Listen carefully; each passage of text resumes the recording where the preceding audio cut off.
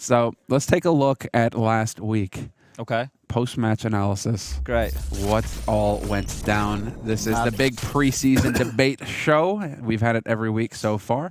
This will be the final one for this part of the season, guys. So I guess the biggest takeaway from last week has to be complexity, which is kind of like the main talking point of this whole situation. Now, coming into it, we already touched on the fact that there was firepower within that team, but we had nothing to really base a good performance off of because they were struggling within the minors. They've struggled within online qualifiers. And coming in here is like, I was going to be happy if they were competitive on a map against any of these teams, right? And then they completely exceeded all those expectations.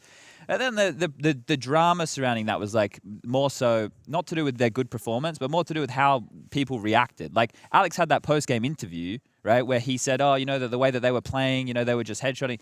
He literally had just lost to them. He's giving an interview. He's pretty frustrated with it. And then like people kicking off like Alex said something wrong. We want that content though. We want him to be honest. That's the whole point of these loser interviews. So we get a bit more emotion out of these guys. Not like the political answers the whole time. Like, oh yes, they were the better team. We've heard that a million times. the thing is that in this this culture that we have developing now where, you know, it's like somebody gives an actual honest answer. Yeah. Oh, it's not what I wanted to hear. We must silence this person. What is that about? Whether he's right or wrong, right? That's not even what's up for debate here. Like, if the people want to complain about what he said, like, sure, that's the discussion. But the idea of him being labeled as salty, like he just lost. How many of these people have ever competed in anything in their lives? Of course you're going to be salty when you lose. Oh, yeah. Losing feels worse than what I imagine winning does. And I didn't do a lot of winning, so I know how losing feels, and it feels fucking terrible. But you're winning now, Chad. Well, now I can't win or lose. Now I just sit here and yell at clouds. That's me now. I'm so angry for some reason, guys. Why am I so mad? I don't know, man. I don't know. I'm so angry. In the gym yesterday, you felt good. I don't know what's wrong with me today. Something's rubbed me the wrong way. All right. Well, maybe you'll get a refund later. Maybe. There's actually an angle to the whole complexity part that I think most people have missed. It's actually depressing, which is when you have a performance like they had last week, what you want to do is immediately see them play again. Yeah. You want to see like you want to see them play the same teams again if you can. You want to see them in a real competition. What people have missed is because they've been so bad online, they haven't qualified to anything. They haven't even qualified to the minor yet. And on top of that, since they're not going to be at the showdown, we won't see them ourselves as part of Blast until like late in June or something. So in the meantime, who even knows what tournaments they're going to be at? Like it could actually be very underwhelming. Like I want to see the storyline, someone take the baton and run at the next tournament, but they're not going to be in Katowice, I'm guessing, right? No, they won't be in Katowice. I think they've got a pretty weak schedule. The minors are the next thing if they do qualify. DreamHack right? Anaheim. They're not going to qualify for that. DreamHack There's only Anaheim. one chance left, I think. No, they're playing in that today, right? So today they only have 2 games left. They have to play against Sinners, which is a team from the Czech Republic, who they're playing at, I think it's 5 or 6 p.m., depending on Britain or, and then after that, if they win that game, they play a best of 3 against either Smash or Singularity. Right? In the best of 3, they're going to beat anybody. It's the best of 1 against the Sinners team, right? Now, Sinners, if you haven't heard of them, they're, I think they're probably ranked within the top 50 somewhere. Probably only just. We'll have them in Flashpoint pretty soon. There you go. So the thing is, we get to see them play some more online Counter-Strike today, but one of their stumbling blocks last week was a best of 1, right? When they were playing in the second minor. So I think they're in DreamHack Anaheim, which is on the weekend just before Katowice, and that has, I think, which has Ents, MIBR, Furia. It's actually a pretty decent. It's not a bad one. Yeah, I'll say that. So still no elite teams, but it's not bad. So like they can go there, and that's where you'd expect them to be competing with those names, right? You'd expect them to not, because it's still very young time for this team. We don't expect them to go on and win that event, but for them to be able to compete against those more established names is probably. I even think that itself will probably be what will suck all the hype out of that storyline. Because I tell you what, one of the things I've been loving the last couple of years about the DreamHack Open circuit is, right, obviously the level is nowhere near like an ESL1 Cologne. Like, you don't have the quality of the teams, but because now the bottom end of those tournaments is really sturdy, like the 7th and 8th teams you recruit, like you're saying, they could be like the 45th best team in the world. Like, they're not teams you've never heard of before. It means that actually, in the past, we used to rank like the 9th best team in Counter-Strike would be the team that made like a top 8, and maybe they had 1 top 4, and then they had like a couple of map wins.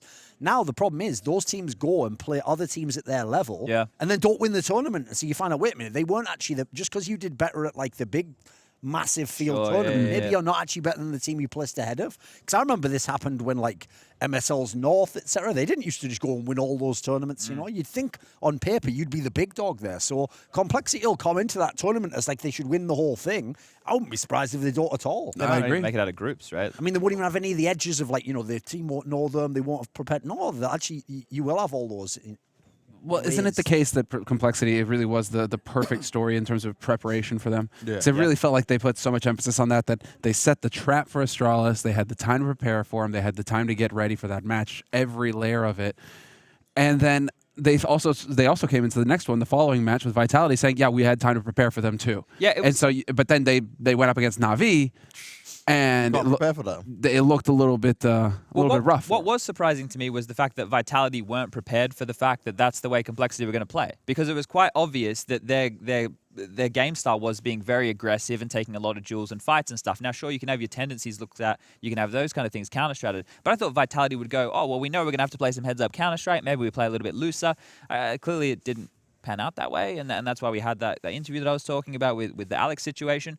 But regardless, if you look at the stock in this team, it's the same story as what we had when we were talking about Complexity before we saw them play. They have a lot of firepower, they have a good organization behind them, and now we've seen that it can work, right? So it's been proven now that it can work. We thought, everything is in line for it to work. Now it can work, but will it work again? Well, that's something which Duncan's saying we won't be able to know for some time. One of my problems as well is, like, so much of what they did was based on the fragging. Because, like, I mean, we heard the comms. They were playing a lot of defaults. They were just playing basically like semi-pug Counter-Strike. I mean, to be fair, if your default works all the time, you don't need to go away from it. But they weren't making, like, super advanced calls or doing anything amazing. So the problem I have is, like, that's like the best case scenario in terms of all the firepower as well. I don't see all those players turning up like that again. Like if Poison has a tournament like that again, okay, maybe that's doable. He was always on the rise anyway. Rosh is never fragging like that again. I don't even care what anyone says. Like, his numbers were bananas. Like, he went back in time 3 years or something.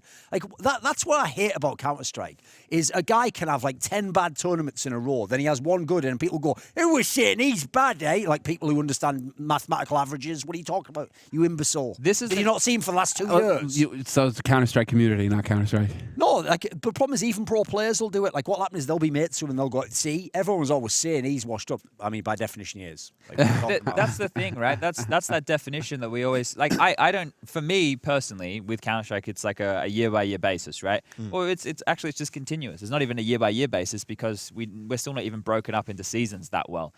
It's just about who can be the best for the longest period of time, because that's how we're just setting records, right? It's not like we're going into seasons like other tournaments. It's just who can be the best, who can stay at that peak level, who can win as many trophies over a chunk of time, right? That's how I kind of look at the best Counter-Strike teams, because we could see teams who can come on in and win one tournament and then they drop off. We can see teams who make it to the finals of majors and then they drop off, right? Those teams right there, we come in and we label them as like teams they're fluke teams, right? There's a lot of things that have to go into them getting there, and they obviously play good Counter-Strike within the realms of that tournament, right? They have to. But for me, it's all about, that's why Astralis, when we always talk about them, because, well, they're always at the top. There was obviously that small little period of time, but they're always at the top. And now that we have, this year it's a little bit more structured, I think it's going to be a lot more difficult to be winning every trophy in that fashion, right? Like, I think because we're going to have longer break periods between tournaments, hopefully more time for teams to retool. We went over this last week, I think. But it's the same situation where coming in from event to event, Astralis kind of were picking and choosing. So they could go, we'll watch their demos from here, watch their demos from here, we'll prepare like this. But most teams now are going to be on a similar schedule as to what Astralis are on. Sure. They're not going to be able to do the same level of counter-strating and stuff. And I think that was also a problem as to why Astralis struggled here, because they didn't have a lot of information on complexity. They didn't have a lot of information on the new Na'Vi. And those are the two teams that they lost to.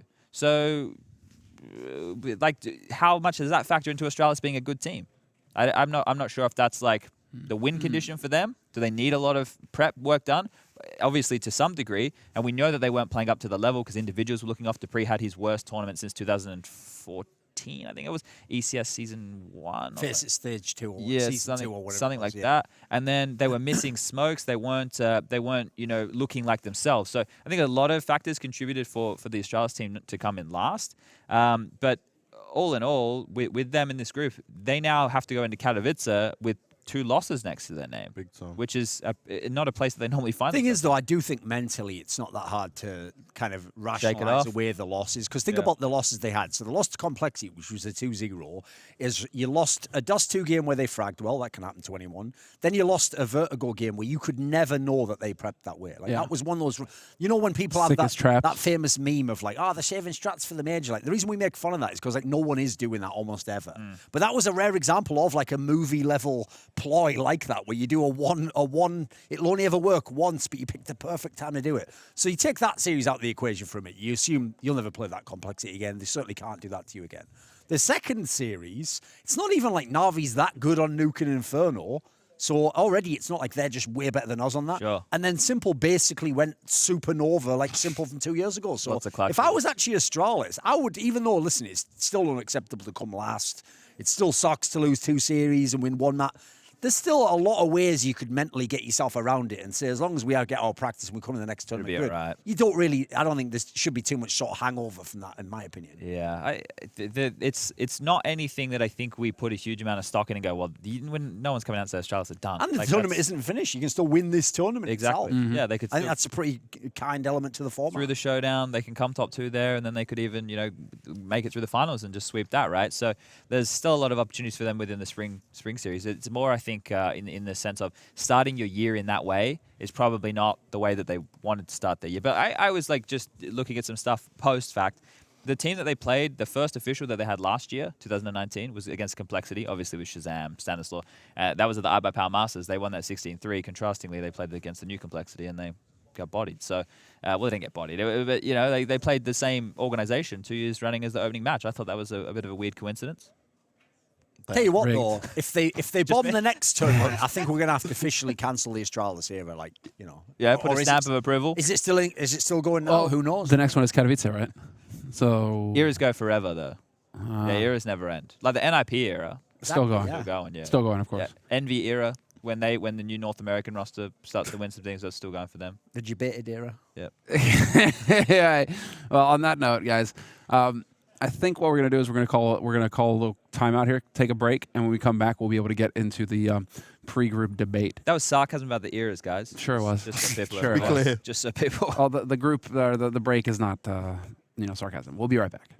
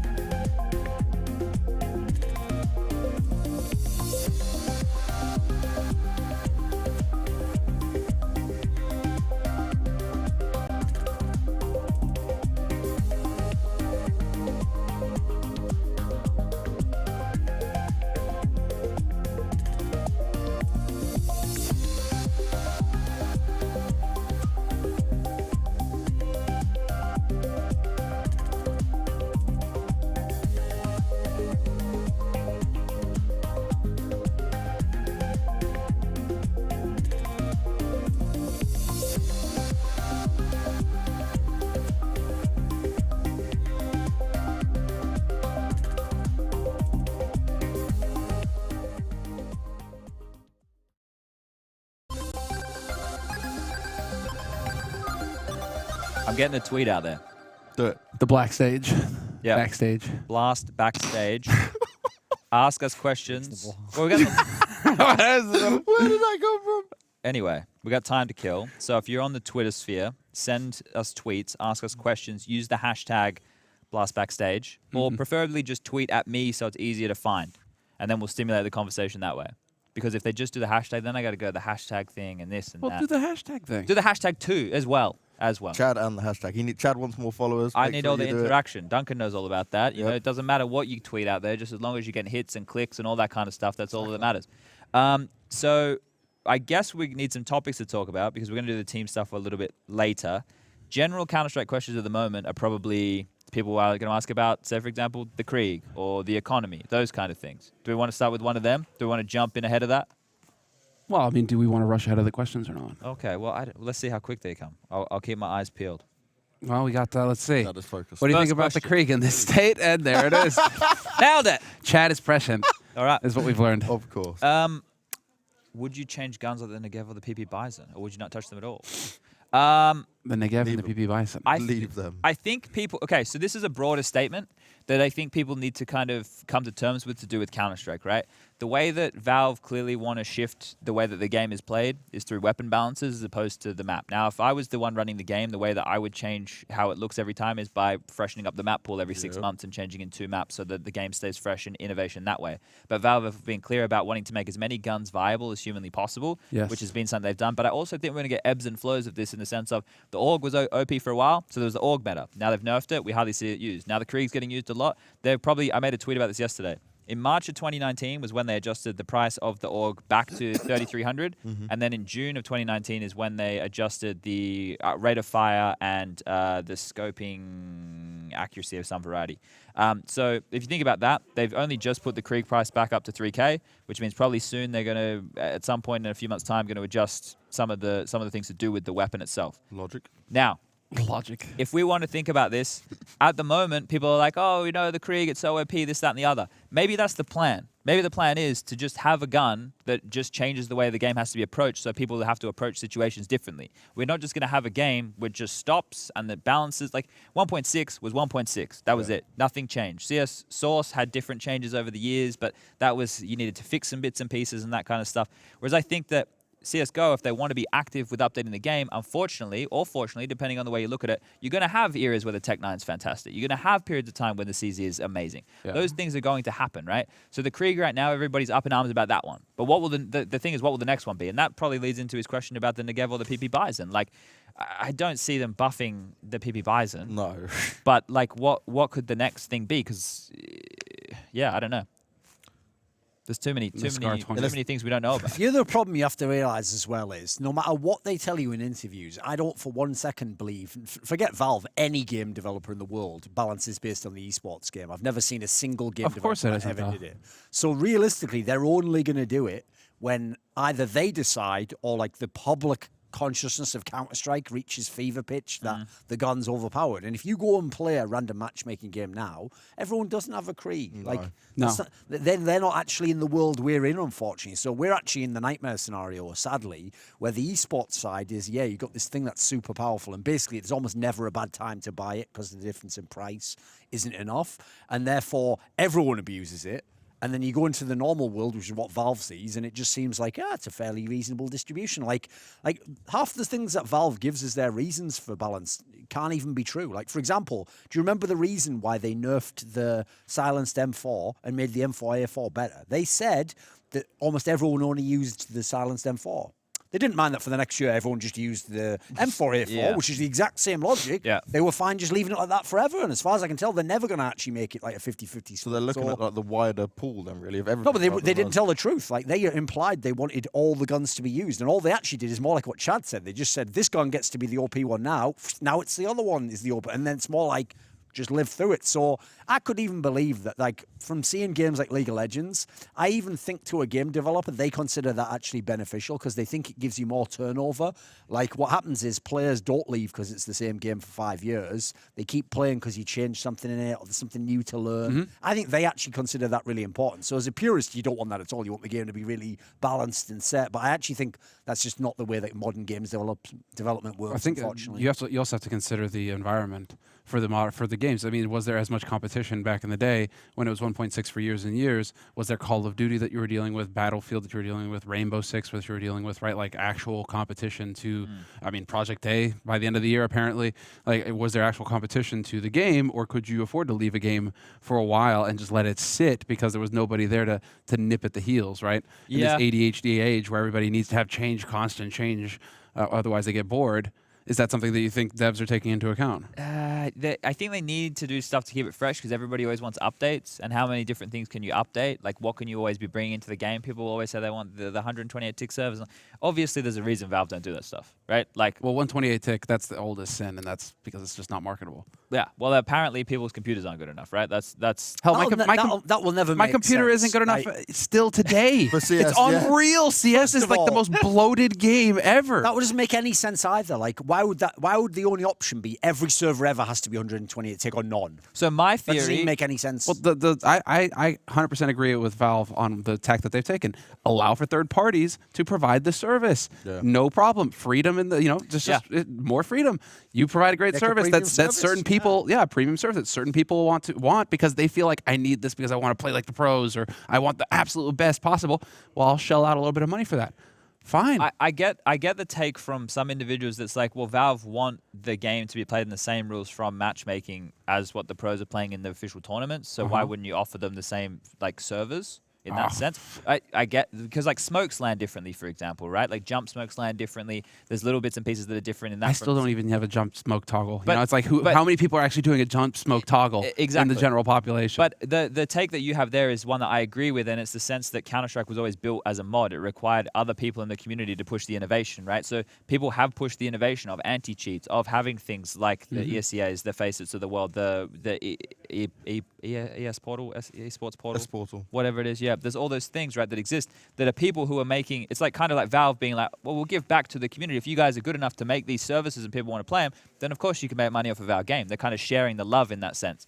So seeing people, get upset about that all the time, I don't think it's as big of a deal. Like if you're not content playing in the other realms of Counter-Strike that exist, like what's the problem? The things exist. It does exist. You can go and find it.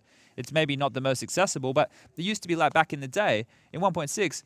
Okay, well, how do you go about finding a scrim? Well, the way it used to work was you would befriend somebody in a server, right? And then you'd be like, oh, wait, there's an official way to play Counter-Strike? And then you go, oh, there's private servers? Oh, there's a thing called MIRC? Oh, you would learn all these things. You had to learn these things the wrong way. It's not just all gifted to you. You had to be social.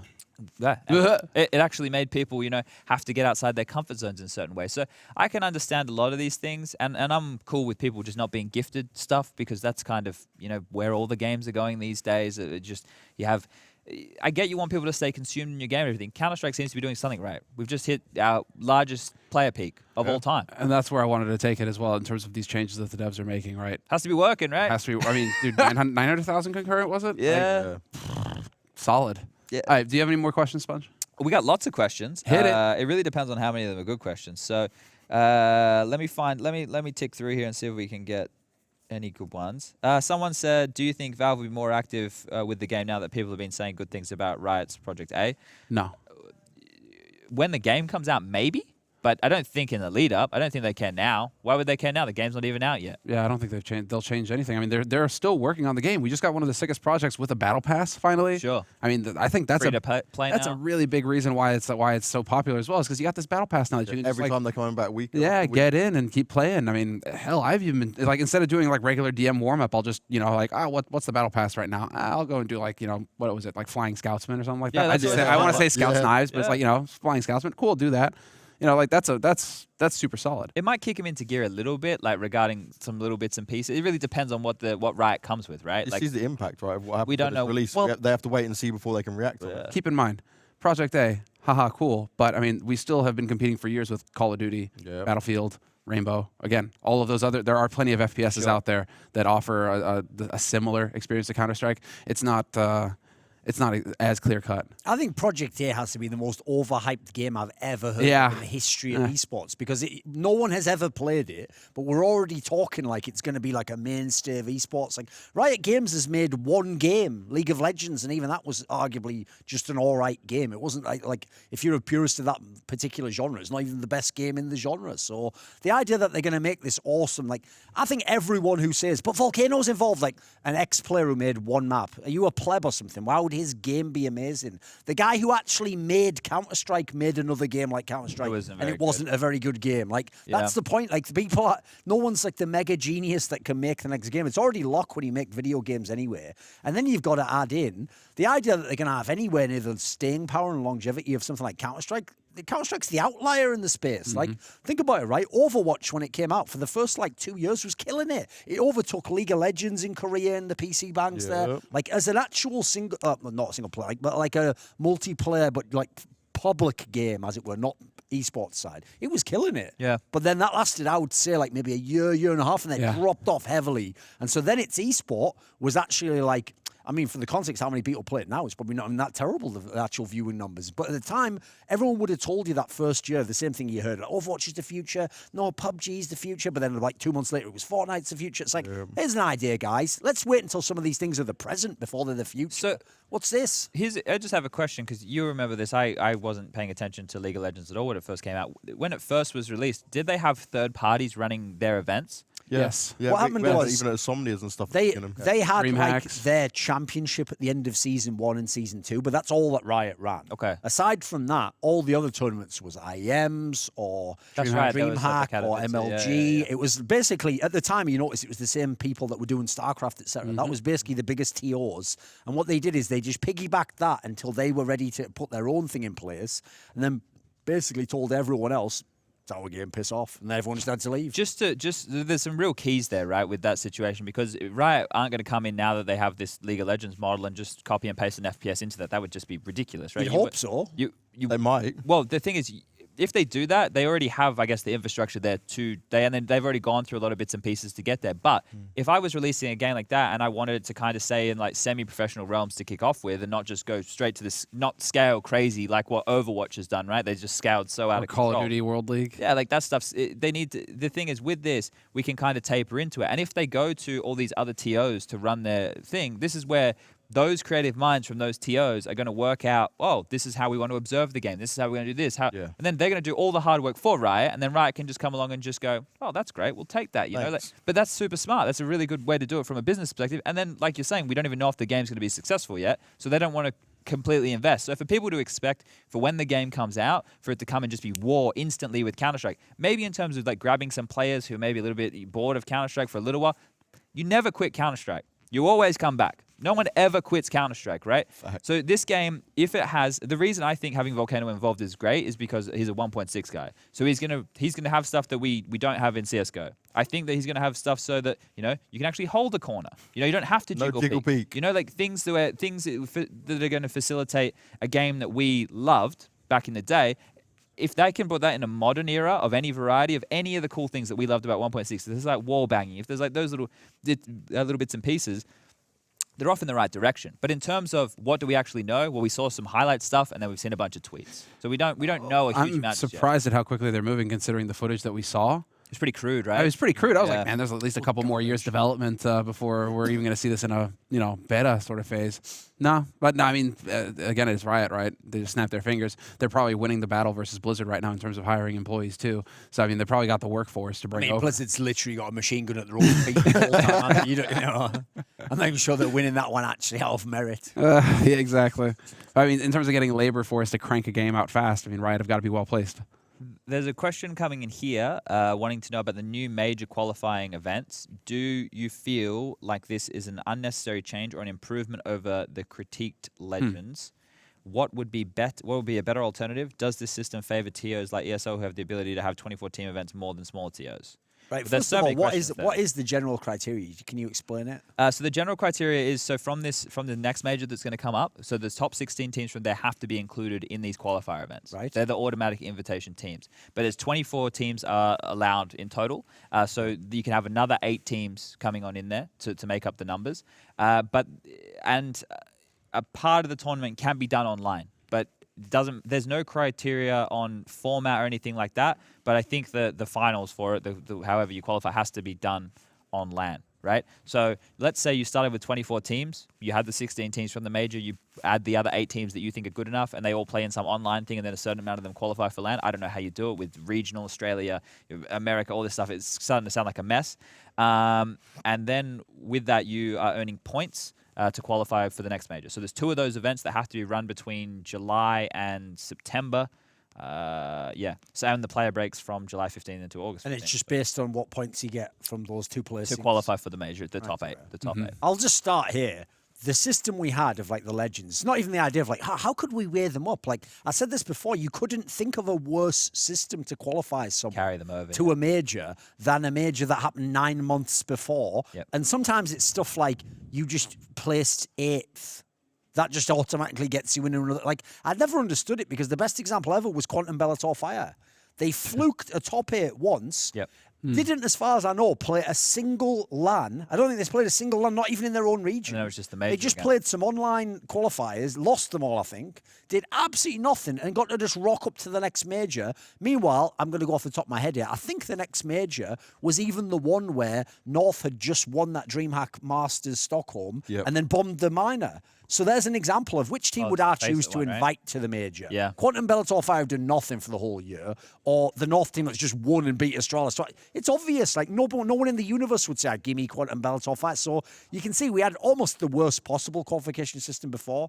So this sounds like certainly it could be open to abuse, or maybe it'll be misapplied, but it already sounds leagues better than what we had before. The biggest issue that comes from this is not the way for teams to qualify, right? The fact is to have them play against each other in more recent tournaments. That's better to get a mark of where teams are at. The problem is of what that does to the calendar, because the calendar to start this year, we had Blast, we had ESO, we had Flashpoint. Everyone sat down and they worked out where they wanted to be in the calendar. Obviously, there are some overlaps. DreamHack obviously in the mix as well there, but we kind of worked it out, right? So there's like, oh yeah, there's gap here, there's a gap here. It's not crazy like it was last year. It's not like a summer into a DreamHack Masters into a this, into a that with traveling crazy. Now the situation is, if TOs want to run these and they want to do 24 teams and they want to do 24 teams on LAN, where are we finding the tournaments for that? How are we funding this? Because we already know that people who run the minors make no money, right? The minor is well, you don't make the money as the major either. Yeah, you're just hemorrhaging money, right? So now what? You want these other companies to hemorrhage even more money? How are Valve going to help them? Are they going to do in-game items? Are they going to have the game streamed in the client? Is there ways to incentivize for the TOs to do this? Is it not the Valve matching the prize money? Isn't that the idea? They're adding 250K to whatever it is that you add in. You have to add a minimum of 250K because that's always the biggest drain on every TO is the prize money. That you get nothing back from the prize money. It is just burning money. So I mean, from a TO perspective, helping with the prize money maybe is enough. That's also just what they did in Dota, though, wasn't it? They just matched the prize money there. And even then, certain people had complaints about the economics of that industry as well. Well, Dota's on life support. I mean, it's just got the TI, and that's pretty much it, isn't it? That's the one thing that I don't think Counter-Strike players actually realize when they come in and say, we want a TI for Counter-Strike. That event is so much larger than all the other events that there's no reason for half of these guys. Anna, the guy who's won 2 TIs back-to-back, he's taking the whole year off, isn't he? Yeah. Like, why would he need to play any more Counter-Strike? JRX retired. One of them literally retired. Yeah, JRX is retired. That's how whack that is. You can win 2 of the... You don't... Like, the thing is, they've earned that much money that they're set up for life at this point, and if it's the only event Here's that a matters... stat that'll depress you, mate. Almost every TI winner, beyond the first couple, literally never had that same lineup the next year. Yeah. Even the ones that won, because when they win, they go, right, well, I'm going to take a few months off. If the Chinese, this guy retires to get out of his contract, and you just reformulate the teams. Like, imagine if Astralis had won their major, like when they won that, we'll go back to the Face It one when they had this lineup, and then just said, right, well, we won the major, so he's leaving for 6 months. This guy's going to retire, maybe get a new coach. It'd be whack. Like, the storyline doesn't continue. No history. That's one of the reasons I've always been against it as well, is if you add the 2 majors together, it's like having a TI. We just actually get more quality out of it and have 2 big tournaments as a result that feel equally important. And I can tell you as well, if you followed any sport that has a world championship, well, what sucks about that is it's only the person who's the best in that month who gets to be the world champion. champion. If you were the best, it's happened in Dota many times. If you were the best in spring, yeah, good luck. You're not going to be the best by the time TI comes. You've got to wait like another entire month, summer, basically entire season. So I like the fact that in our game, unless you get really unlucky, if you become number one, you've just got to maintain it like 2 or 3 months. You can probably win the major. So just before people go and pull up an interview from me from like 2014, where I was like, yeah, a TI for Counter-Strike would be great. Well, that was 2014. You were a player at one point, Dan. And also back then, we didn't have the same grandeur and stuff around our events. The circuit wasn't anything like it is right now. So a lot's changed since prize money. Havoc used to be an AWPer back then. Yeah. Dead now. That's a throwback. He's a carpenter now. Okay, so this is the criteria, just in case I missed any of it. He also has a kid on the way, so congratulations to Luke. Functional testicles. This is the criteria. The event will be the events will be between July and September. The event will result in a LAN portion with a minimum of 8 teams. The portion of the event preceding the LAN competition can be online or LAN, so it could be multi-phase. So that's how they save money. That's how they get around the 24 team angle as well. But then we're gonna have all these online qualifiers. Yeah. And you know those online qualifiers? They always run so smoothly, don't they? They're fun. Yeah. The event will include a minimum of 24 teams, of which 16 slots are available to teams by major ranking, and 8 are selected by a process of the TO's choosing. The event results will differentiate between the top 16 performing teams and the remaining teams. Okay, so you need to have clear phases between who the top 16 are out of the 24. So it needs to be quite clear in that regard. Initial seeding for the event will be done by major ranking. So I guess from the Katowice major, 1, 2, 3, 4, 5, 6, all the way down, right, where you've placed in that major. And the last one is Valve will match up to 250K in prize money. So you're allowed to run a online portion to cut down on cost. But you still need it to be clear on who places 1 to 16, basically. Yeah. This just shows that Valve are noobs. Like, why would you want the seeding to be from like 6 months before? Yeah. I think they get a little bit lucky in this sense because it's kind of the same thing. Okay, go ahead. The major's in when? When am I thinking? May? April? May? Major's in May? Yeah, Okay. May, The major's in May, May, and then yeah. these events, the seeding for these events will be between July and September. So it's only going to be a couple of months. Crazy question. Why not just use the world rankings anyway instead of seeding? Because then which one are you using, right? Because again, isn't this the problem that we're running into with Flashpoint, right? Where it's like, do we use HLTV? Do we use our own? That's like, what nothing to do with us, mate. That's the fact that pro players are tyrants who are so mad out of control they believe they should decide everything else in the entire scene. Like next, they'll be voting how many breaths of air does Thorin get to breathe in a minute. It's like, how about my lungs decide that? So we're only doing that, mate, to kind of placate the players. Although it turns out you don't have to do anything; you just cock them all day long, and they'll say everything's brilliant. So maybe we'll cancel that. Actually, so let's do it how we want to do it. Just with this, Get that agreement first. There's a lot of conversation about rankings and stuff, right? There's a lot of conversation about rankings, and I understand why people want to have their own rankings. I get all of those bits and pieces. Now, people talk about the face it stuff, right? They talk not the face it stuff. Just take up the room with the camera, mate. I got confused when someone was in front of the camera. He's got no idea. There he is. The HLTV stuff by their rankings, right? And people were going, why don't we all just use the HLTV rankings? Now, I can understand why Valve wouldn't just want to use another company's rankings, right? Even if HLTV, right, are completely above board and they're not doing anything dodgy and their rankings are just for the best account. Would give them power, though. Yeah, exactly. That would give that website so much power. So that's the reason that like Valve probably don't just go, well, we'll just use HLTVs. That would be the reason, right? You don't want to. Nobody wants to be giving away power in that way. And why don't Valve make a rating? Yeah. So you want the Valve devs who put the revolver in the game. Okay, shut up. To come up with I realize. No, the obvious solution is basically what we suggested at Flashpoint, which is why don't we literally pay someone to independently create a ranking, not to do with us. Sure. And then the idea is if the players sign off on it, in theory, then they've looked into it and they know it's legit and that's not in any way going to be rigged. So here's one for us, because we may as well continue down this path anyway. And look, I love the players. They put in a lot of hard work. They're very good at playing the video game. They should never be deciding a format. Players should never have any say in a format, literally ever. I was a player. Let me tell you what players want. They want the format where they can fuck up the most times and still get another chance. That's what we want. Because if you have a bad day, I had a bad day. You go in the next day, I had another bad day. You want to be able to have as many bad days until you can turn it around. you don't want you want formats to be fair. You want them to be seeded well. You want them to have opportunities to play against as many teams as possible. That kind of stuff. But you don't want formats where it's just you're giving players opportunity to mess up. We want it to be. They should never get a say. I mean, it's just like the players choosing where they're going to play as well. In terms of, I mean, why are the team owners not deciding that without the players say so whatsoever? Like locations or events? Events, tournaments, etc. It's just crazy how much sway the players still have. But the thing with an open circuit with a team, like open circuit with something like tennis, is different because it's just the one tennis player. But with a team, like we're talking about organizations which own the players. Tennis players own themselves.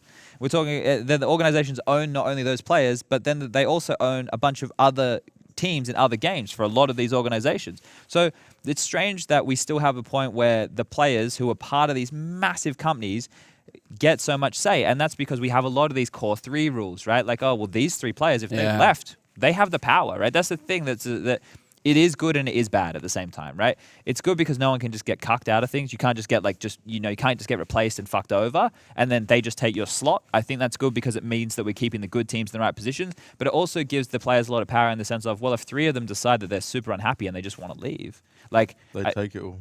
Obviously, it's much harder to get out of your contracts today. If you all go, we want to leave, and they just go, well, the 3 of you can sit on the bench and we'll forego our major spot. In the old system, right? That's now gone in a sense. So they don't have that power anymore with the new major system, which is like they're still going to keep a bit of power because if they place top 16, then they're going to be directly invited to the next one. But if you make a new team and they're considered good enough by whatever rankings, you can still get invited to that last 8 slots we were talking about. So it's good in the sense of having teams qualify in a more recent fashion. It's bad in the sense of I don't know how we're going to fit it in the calendar and what these tournaments are going to look like. The online stuff that you were talking about becomes very scary. Yeah, well, I mean, those always run ever so smoothly, as we've figured out. But give us the highest level of play ever. Indeed. Well, we are actually going to take a quick break, so it'll give us some time to ponder on the question. Online qualifiers, what do you think? Be sure to tweet at Chad, #Backstage. Blast Backstage. Blast Backstage. Blast Backstage. We'll be right back.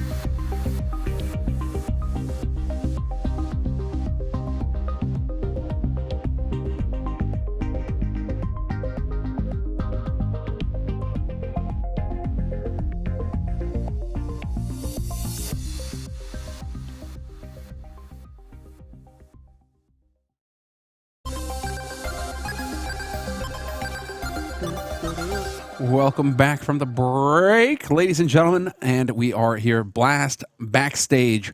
Hashtag if you have any questions. And Chad, I think we've got one to kick us off. Yeah, so this one here is more about the language used, and I would like to talk about this as I'm using the headset as a buff. But I want to talk about this because I see players use this term as well, and you need to make sure that you're using it correctly. So the question comes in, it says, which region do you believe deserves the fall major the most or the following major in 2021? One thing I want to point out here is the word deserves. All right, guys, this is just an important one. Yeah. No one deserves anything. You have to earn it. It's the same with when you win a tournament or you lose a tournament or you do this or you do that. Because I see players tweet, oh, yeah, man, you deserve it. No, you don't deserve it. You earn it. You take it, right? That's the bit about competing. So first of all, this question, I don't like it. Let's reframe it a little Apparently, the Iron Islands, it's you have to pay the iron price, at which point in time you get a major. You don't get a major, do you, Chad? You take a major. Exactly. So and you take whoever invades the Valve offices next can have the major. and you take the major by war now. by having the best pitch. There you Now, go. a pitch for the major would include lots of different bits and pieces. Of which areas of the world have we not gone to? Obviously, we know that there's the timing thing. How much are you willing to bankrupt yourself? Exactly. Usual classics. What the format is, what new stuff are you going to bring to the broadcast? How late you willing to pay Henry G? Still all, mate. Still all, mate. All I'm going to tell you is, I wonder how they got him out to those Project Day offices. Oh, we paid within 30 days. Yeah, I bet you did. And also, Staticus is banned from the building. All right. So, which major like could earn the next place, right? So obviously we know the next one's in Rio, but the one after that. I think it's obvious. Come on. Right, mate, we had loads of them in Sweden, at DreamHack, all the shit. It's got to be Denmark, surely. I think that would be a very good place considering the We've never had a turnout. major ever there in the history of esports. And That'd be sick. The only problem is it's really expensive. But Denmark would make a lot of sense considering the fan base. Like, you have to look at how many people just queue up to buy an Astralis jersey, right? Like, you're there. I was on an airplane on the way back from an event to Europe, and there's some Danes sitting next to me, and they were probably in their late 40s. And when we started talking, they're like, "Oh, what are you doing?" Hard to tell with them. It's all like, you know, but Okay. Oh, dear God. And Okay. Again. probably about 22. okay, so we brought and they said, "Oh, what are you here for?" And I said, "Counter-Strike," and they're like, "Oh, they immediately knew Astralis, right?" So it's pretty much a household name there. A lot of supporters, of course. Yeah, and then there's also like I obviously Brazil's a good one because we know the fan base is there is very big. The rumor is for the next major is meant to be in China, but that probably won't happen. Hopefully not now. Yeah. Well, like the current situation is making things a little bit tricky if they were to run a major there. So I don't know. Like Russia has a very big following, right? Like they have a massive fan base. You could have a major there. Sure. That could be one place for a major. Again, though, visas for travel, right? Sure, but that Yeah, they've had them there in Dota, etc. So it's that's not the end of the world, I don't think. And then you have to look. Obviously, we're never going to run a major in Australia. Like we have a good fan base turnout for our events there, but it's not enough people to pack out an arena of a major scale, right? America gets a bunch of events, and to be honest, the American turnout is actually pretty poor in my opinion in a lot of these, right? Americans, I think, and I'm talking from a person from a similar-minded country, is that when you have so many events coming on through, right, you can imagine that it's like, oh no, I'll wait till it's actually at Go my to the city. next one. Yeah, I'll go to the one. Oh, you know, I've got something on this week. I'll go to the next one when it comes. And eventually, what these guys are going to find is the events are going to stop coming because they're not filling out the arenas or they're not having a decent enough attendance. So, Canada, I think probably has a bunch of fans up there. But in terms of deserves, I don't know the next bunch. Yeah, Denmark would have to be top of the list just based off the Astralis fan base, right? Denmark, also I think logistically, right? Super easy to travel to Denmark. You have all Scandinavia is open up to get there, and then they're right there with Germany, France. Everybody can get to Denmark fairly straightforwardly. So I mean, it makes a lot of sense to have something there. What else? We got another question here. Should prize money be increased for the majors, or should it remain at a steady growth to help the stability of the scene? Well, they've led this question, so I like it. I like the latter part of that. I think that considering that the players get paid such a huge salary, that the prize money doesn't necessarily need to keep growing in that fashion. I think, though, the way that it should get restructured is that to win is the lion's share. It should be top heavy. Yeah, it should be much more top heavy than what we see from the events at the moment. And that is based off the... But then I guess you could argue the fact that, let's say an underdog team came through and they won the major. Sure. Okay. I guess that is even better. But that's even that's better. huge. That's even better. The rationale. It incentivizes you more as the underpaid team to win the tournament. The rationale before was like, man, nobody's making money, all this, so it's like, let's spread out the prize money so that, you compete and you still have a little bit of skrill to walk away with. Now, you're right. I mean, everybody's making so much fat cash. Like, I want to make something clear for people because people have very short memories. Like, I played in the early majors, right? Like, I was part of them. Like, this is something which I can say firsthand. Gomez is here. I can probably check with him to make sure that I'm correct. But the prize money we got for the first majors, for coming last, was $2,500, which was then used to pay for the hotel. Mm-hmm. Yeah. Let that sink in for a second. Yeah. The players now don't pay for anything. They don't pay for a single thing.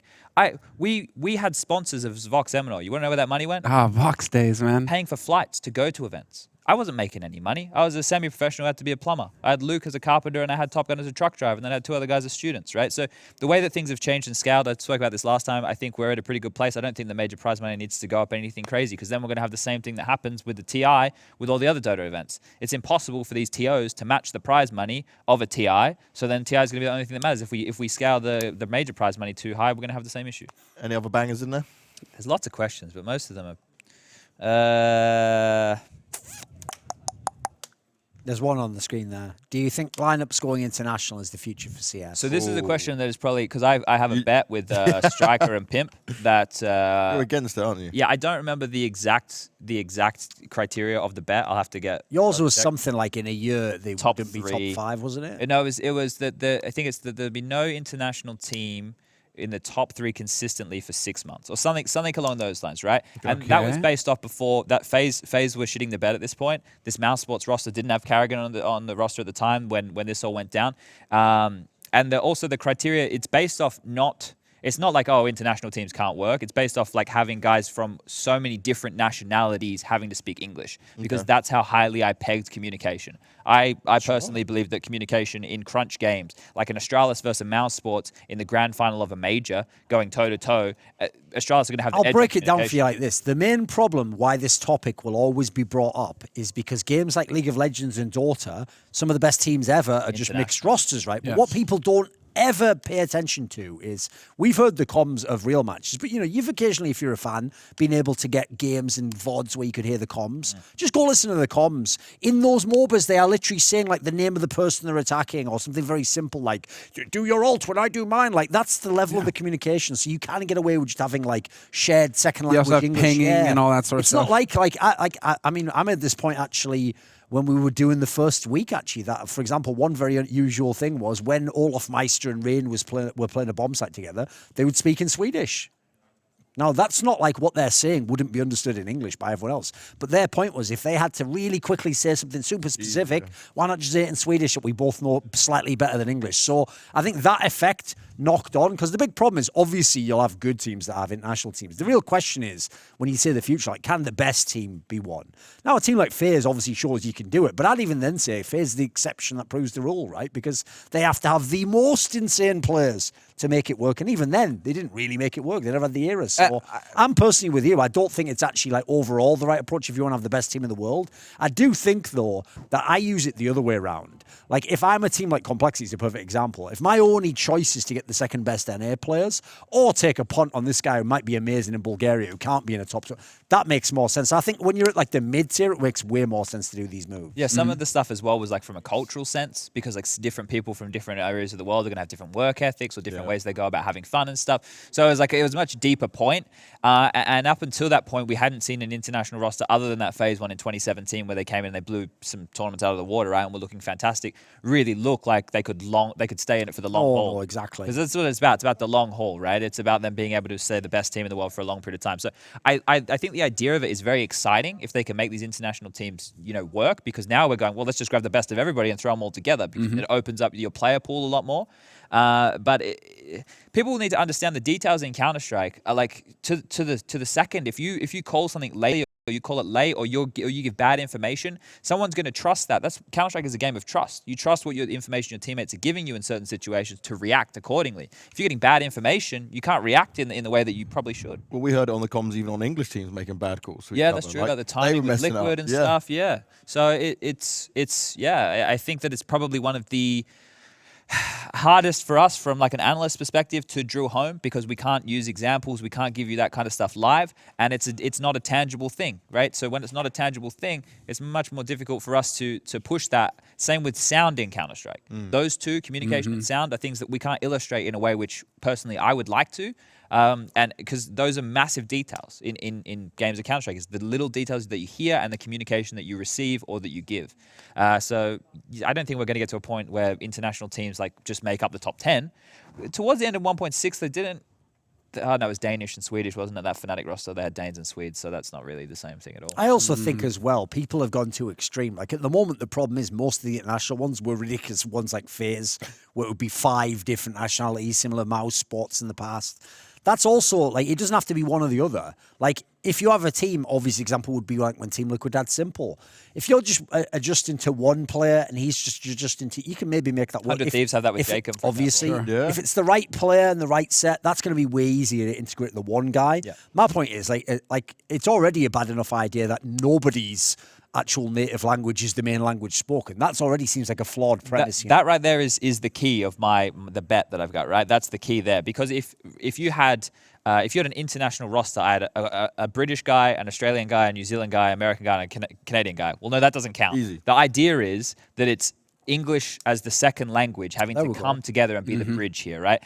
Like with the team from Complexity, for example, they wouldn't fit into the rulings that the rough ruling that we would have with the bet that I've got going, because they've got 2 guys who are native English speakers. The Danes coming in, they speak English just as well as, fluent, a lot of, sure. exactly. So there's certain like criteria there, which I forgot how we defined it on the podcast, but there's certain criteria there which would void these situations where it's like, for the French team, for example, they have 3 French guys and 2 Serbian / Bosnians. I don't want to get that wrong. I know they're very touchy about that. I've received some very angry tweets in the past. But How those dare guys you. right there, a bunch of pussies. those guys there. Probably shouldn't say that. Too late now, isn't it? Cats out the bag. Can't take it back. So I was talking about cats. You didn't know that's what you call little cats? Yeah. But the same thing there. It's like Especially for all wet. they can break down their communication. They can do 3 They can just speak French when the 2. So there's certain things there. Which Chad, do you think Mouse Sports will break your... they're in the best position Yeah, too. because they're close to it, right? And the reason, they've had the window of holiday time that there's kind of been a bit of a buffer right now. And They won't, mate. you don't think they'll be consistent in that? No, because they did it during the period when everyone's burned out. And if you go and look at the tournaments they did, that run is now incredibly overrated. Like half those tournaments aren't even proper tournaments. The thing is, though, the points for the rankings that they have right now, they haven't been there for 6 months. But unless they bomb out of a bunch, then they're going to. Well, by that logic, yeah, they would if it's just based on actual ranking. I mean, like in terms of for real being nature. a top 3 team. I like that take. Like I would say they're more likely to be like the 5th best team in the world. That seems like a more reasonable expectation for that squad. Sure. Where do they have to sit for your bet? I think it's top 3. I also think this is the problem. Again, it's like, what does the future mean? Because I would say, in terms of the concept that people are going to import players to, for example, NA teams is the most obvious scam. That's not just the future. That's a fact. Like, that is literally what's going to happen with our league, basically. You're going to have all these orgs who are going to be bidding. I'm even going to be telling them, get this guy from Ukraine, get this guy from Bulgaria, get this guy from... Anyone who's good, basically. Yeah, of course. Much like... I would compare it to like the NHL or the NBA. If you're a really good player in Europe, you come to that league and you join one of those teams. It's just where you go to be a pro, isn't it? So in that sense, it is the future. In terms of your more specific one, it probably isn't the future. I'd say the rare teams that manage it will be the exception. Yeah, cool. We got any more questions on the lower thirds? Let's see. Kind of curious, actually, now. Let's see. Magic. What do we got? Humana. Talents like Plofsky, Nork, Hauzerk, and Ober, do you think they have the potential to take over any spots in the top 20? Like this year? Probably not He this probably year. means this year, yeah. No, I wouldn't say this year. Like the thing is, they have to grow in such a scale that you'd have to be a Zywoo, right? And those names right there, from what we've seen, they aren't Zywoo yet, right? They haven't come in with that same hype around them either. So for this year, it seems unlikely. What do you think about Hunter, though? I reckon if he can keep having a good performance, he could hit that top 20 this year. Yeah, but this is like his 3rd year. He can't on be the a rising circuit, talent right? anymore now. So like it depends on how we're going to define that as well. Like if it's like rookie years, I would still, even though Ober played a couple of big tournaments last year, I would still probably consider this his like. This is his first. I don't know. It really depends on how we were going to define things. But they weren't at many big events last year with Ober. Played Face It. That was it, Face It and Starlight, and they bumped out Starlight. Yeah. What That was their like the roster end of the then? complexity one with Def and everyone. Oh, yeah, that didn't go very well for them. Yeah, I guess the thing is they were competing. It just depends on how we want to define that, right? Because like Zywa was only playing on, what was it, Against All Authority before, right? AAA. So like for him, it was playing in the realms of the tier 2s, whereas Complexity had the opportunity to play at bigger. Right. The problem here is, realistically, especially because nearly all these names, except basically Nork and Hellzerk, like we've seen the others at least a little bit. I mean, Plopsy's actually played quite a few tournaments last year if you want to add them all in. Realistically, none of these are top 20 players by the end of this year. Yeah. You're at least a couple of years. The difference is we also had a class of people the last few years, which always had players that were like here's the difference. Brolan, Sergey, those were more obvious that those would become sick players. Like these ones are just a mixed bag. Like who knows what Plops is going to do? I don't know. He could do nothing. Like Obo just had a few good maps. It's not like he's stomping every time he played. The Sergeys of the world, even the first few tournaments when they were in the real teams, you could see some potential there already. So yeah, like Hellzerk has only played officially. He's only done online games. Yeah, for the Dignitas roster. And another problem that you have to consider with these names, I know there are only examples here, but it's also going to be what tournaments are they playing in, right? Because Dignitas aren't going to get the same opportunities to play in all the big tournaments because they just come together as an org. Yeah. They're going to have to qualify for these. And if they don't qualify, well, then you're not playing against the best teams in the world, which is going to impact how you're viewed within those rankings. Hellzerk's actually in the worst spot of all of the names we've listed there, basically, if you want to have a chance. Because just to meet the criteria to be in a top 20, like you're saying, you have to be in the tournaments, you have to be in the majors. You probably have to go pretty deep, even. It has to be playoffs most of the time. So his chances, unfortunately, are limited just by the situation he's in. A name like Poison, though, if you threw Poison into that mix, right, and Complexity went and they competed at a bunch of bigger tournaments and he played like he did when we first saw him, okay, well, now we It's start not talking. impossible. You know, It could be like a Cirque of this year, basically. I think it's even a decent analogy. a fringe player, right? Like on that cusp of the top 20. Obviously, Or what Woxic did a year or two ago, you know. Some of these players have the potential. yeah, I wouldn't have picked any of those names, though, personally. Yeah, the main thing I think people have to realize is what tournaments that they're playing in is going to have a really big factor on this situation. I think we're going to take a quick break. Okay. Is what's going to happen. See if I got any more questions in here. And then exactly, we can come back with some more questions. We can also discuss some of the teams that we'll be having competing this week. So we'll be right back.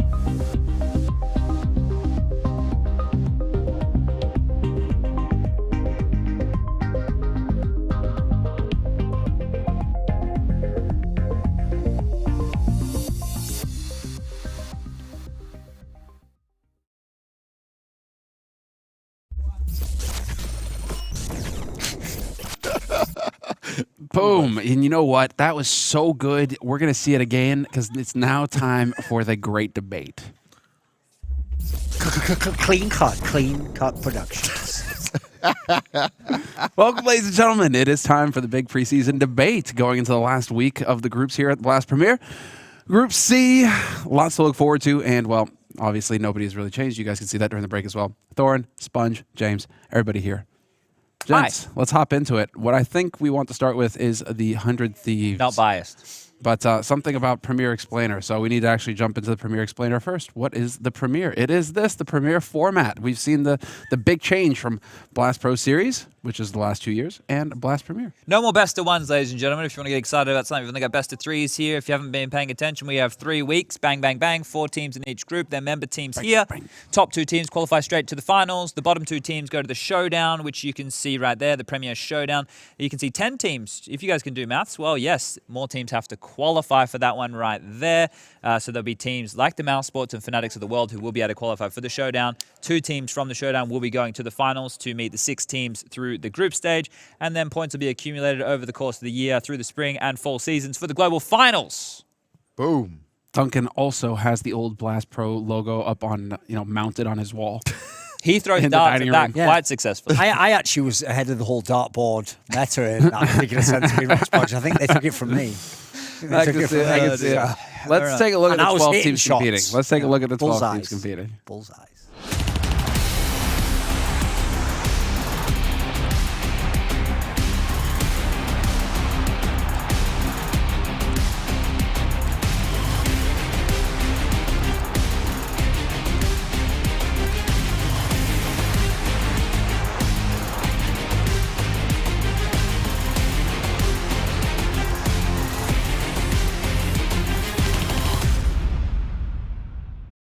So, Boom.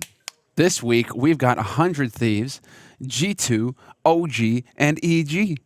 Lots of 2-letter names. Yeah, a lot of G's. Yeah. G's in the building. I want to start with 100 Thieves. Can we do that? Yeah. Go All for it. I mean, you're wearing the You're shirt. rocking the shirt. You're wearing the shirt. I thought they I bought wanted you to already. see What you mean is you want to start with the best team in this group. Yes. I would like to do that. So let's see where they are in the seedings first Okay. before we get into the discussion with them. These were good. As far as the 100 Thieves are concerned, seeded 4th. Yeah, which is curious because these were done last year, which I think at the time for you to be putting 100 Thieves ahead of some of the names here is a little bit curious. But I think that they are probably deserving to be within that second seed pool for sure. One of the qualms that I have is that they haven't played an official in a long time, which we've touched on with a lot of teams. But one of the things that they've done that I'm very happy with is they have been in Europe now for a month. They came mid-January. Just reminds me of Katowice. When we had it last time, they were literally living there, and then they came out and just wrecked everyone. Surprisingly, they weren't ready for it. Yeah, probably hungry for it. Yeah. Looking around that desolate landscape, thinking to themselves, What "Got to else is fight there? our way out of this. What are we just going to stay here? Just going to let ourselves get trapped in this? Is that a quote from a movie? No, I'm just trying to imply Katowice's rubbish. Oh. Don't know if you know. It's just one of my. I'm going back to a lot of old material here, Chad. Chad wasn't quite following This that. is in the script, Chad. Come on, man. Sorry, I missed the table read this morning. Yeah, so But they're hungry is the point. yeah, and I think coming into this event, right, they want to kick off where they left last year, right? They were actually a team who had built a base fundamentally within the first major. They're looking good. I was like, oh, is it because of the org? Then they went and they continued that form, whereas Ents fell off and they sucked and still suck. But the cool things that we saw in the later stages of last year from the 100 Thieves roster is not only them going from Renegades to 100 Thieves, but is them having Liaz get activated in the second major. He started to come into his own. He was being more of an impactful player. Here we are. And then Gratisfaction as well has had some up and down moments, but he was looking like in certain tournaments he was looking more comfortable. JKS and Jacob, they're always going to get theirs, and Azza, he gets a lot off the hook because he's the in-game leader. So the makeup of the team for me relies completely on Liaz and Gratisfaction still being able to perform. The cool thing for me about 100 Thieves is, especially in the context of the region they're coming from and the players that actually, players like JKS and Az are very storied players, but they've been journeymen in terms of their actual careers. Sure. They've never gotten the proper plaudits as stars because they didn't really deserve it at the time. So I think the cool thing for me is they're not a team like, for example, I wouldn't pick them to win this tournament. I don't think that's actually on the cards.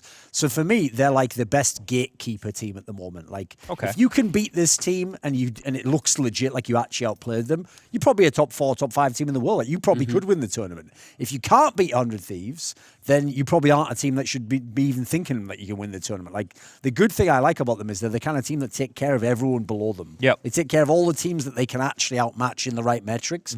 If you come though and you have crazy fraggers and you're also one of the best teams, yeah, you're going to have days when you just thrash them. Yeah. That is a problem with them, but they've overcome a lot of things over the years to get to this point, right? Which that's a massive step up from the past years, of course. So, like, before, when I remember watching this team, like, just being competitive was a bit of an issue. Obviously, back in my days, making playoffs was a big deal. And now, like, obviously making the top 8 of the major back-to-back, that's huge. Like, that right there is historic for Australian Counter-Strike. Now, we obviously know Gratisfaction from New Zealand and Jacob from Norway, but it's a core Australian team, right? So they've made history in all those regards, and JKS has legitimized himself as a star player, right? He's definitely put his name in the hat for, hey, look at me, I can get this shit done, right?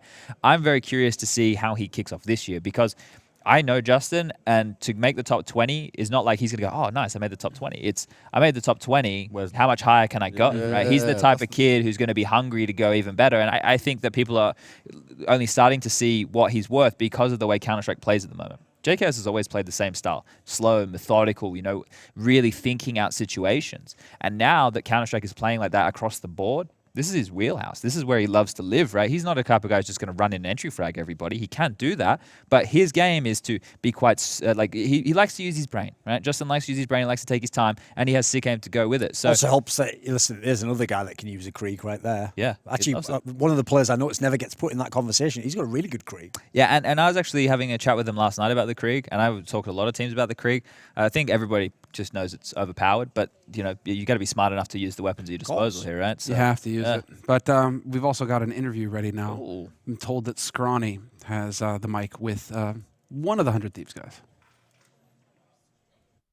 Thank you, Semmler. That's right. I've managed to catch up with JKS here backstage before his opening matchup. And, man, I've got to say, first and foremost, congratulations. The first Australian player to make the HLTV Top 20. Thanks. Yeah, I was a little bit of wondering if I was going to make it or not towards the end, just because it's not really something I was focusing on. But over the years, over the whole year, when you have people tweet at you and come up to you in person and stuff like that, it kind of gets like more in your mind. So, yeah, I'm kind of just happy I made it. And, yeah, I wish it was kind of higher, but, I mean, I'll take it. Yeah, you're there now, right, man? It's the first time. The first time you've broken through, and you've broken through on your own, first and foremost. So before we start talking Counter-Strike, this weekend, I wanted to ask just big picture, long term. Next year, if there was somebody else on your team who was also in the top 20, who would it be? I mean, just judging off how we've been playing recently, I'd probably have to say Jacob or Liaz. I know Liaz cops like a lot of flack just from like his first performances when he first joined the team, but he had a hard role to adjust to. And I mean, the reason why we picked him up is just because we know how insanely skilled he is. So, I mean, if there was anyone to go off, it'd probably be those two. And I'm pretty sure Jacob was very close to making it. And he also has a really hard role, which is the entry fragger. So if he makes it, that'd be like really good. But yeah. One of those two. I could see it happen. I could see it happening. Now, you guys are coming into Blast. It's your first Blast event. What do you think of the studio? Yeah, it's really cool. It kind of reminds me of like the old E-League kind of studio. It's just like really nice to have like a small enclosure and like everyone kind of like really close. It kind of sets like a different atmosphere. Right, yeah, we were just chilling back way. We're watching Midway, in fact, so that was a good time. Good way to warm up before this really all gets rolling. How was your time off? Not just your own, but as the team. Do you guys are you guys coming in here prepped? Because we've had both well prepared teams and then also some guys who took the chance to relax. Yeah, I think we all took the chance to relax after Pro League last year. We went on break for about a month, and then we came back to America, got kind of settled in because we only recently got our like place with 100 Thieves to live in LA. So we kind of just had to get all that set up, and then once we finished that, which took about 10 days, we came to Europe and just boot camped for that time since. All right. 10 days should be enough for you guys to be fired up. I believe. We've been boot camping for like 2 or 3 weeks now. Okay, all right. So yeah, we came off break about a month ago. Yep. Cool. Well, you have G2 up first, right? And last week, I mean, we had a group that seemed like Complexity were going to bomb out of. So we've had surprises at Blast already. Do you think that your guys' group is going to be kind of tumultuous like that? Do you think that you have hard opposition?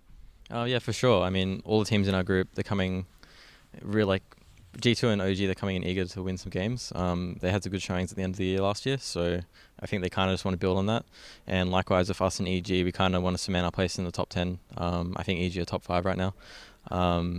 So yeah, I think our group is like pretty competitive in terms of like skill-wise, in terms of all the teams across the board. So yeah, it should be a difficult group. So your group specifically opens up with you versus G2. You guys will also open IEM Katowice versus them as well. So there's going to be, at least in the next month or so, a bit of a grudge match between these two teams. Is there any player there that kind of scares you? Is there anything that you're looking out for versus G2 particularly? Not really. I mean, we've played against all those players before, and I think we feel pretty comfortable versus G2, at least in the old lineup. I think now they have Nexor and Hunter, so I think they have a lot more firepower nowadays, but no one really scares me too much. I think we're all just really eager and excited to actually start playing again because we haven't had a match in a couple of months now. I think there may be some little bit of rivalry between Nexor, Hunter, and Alex, our coach, because they're all from Serbia/Bosnia. So yeah. All right, well, that's it, guys. That's it. JKS getting ready for match 1 tomorrow versus G2. We're going to throw this one back to you on the desk, and we'll see you guys in a bit. There you go. Scrawny looking out.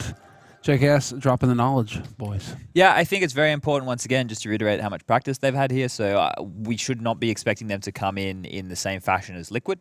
In that regard, or an Astralis, we should expect them to be performing relatively highly because all these teams, besides OG, haven't played any officials, right? So OG are the only ones who they played an Ice Challenge. They played Ice. G2 did some of the qualifiers, so no big events, but they were qualifying. Okay. But is it like LAN format? Right? Did they qualify? They must have qualified for Katowice because they're playing 100 Thieves. Yeah, so they've been able to dip their toe in it. So it's EG and 100 Thieves you have to worry about in terms of not having any officials under their belt before this tournament kicking off.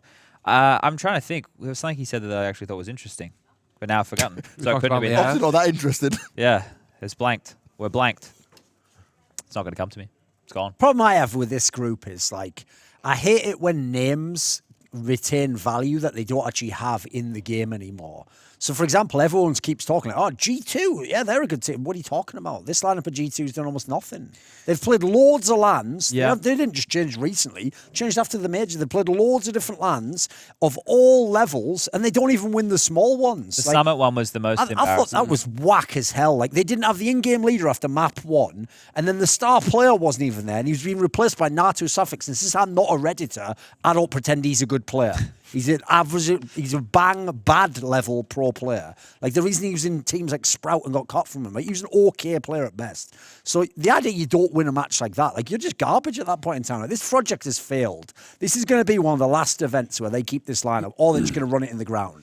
Then go over to the whole OG side. They never were anything. Forget about like. Sure, they haven't been anything. They've played a couple of lands. They've also done sweet F all. Just people giving it a name. They came to this last one. Everyone's so hyped for it. I get why, because yeah, we all want to see Valdir playing. We hope he can bet in a better team. Hasn't happened yet. We want to see Alexi B have a chance to play again. Yeah, it seems unfair what happened to minutes. That's all narrative stuff though. Inside the server, you got to give me something. So at the moment, it's on EG and 100 Thieves to lose this group. It's certainly not impossible, but they're the good teams. They've at least shown me some quality. There's some world-class Counter-Strike. The other two, I've yet to see anything from. Sure. I put maybe a little bit more stock in G2 than what you've just given them there. And maybe that's because I think the makeup of players can work. Whether or not it does work is something that Duncan's right. We haven't really been shown that yet.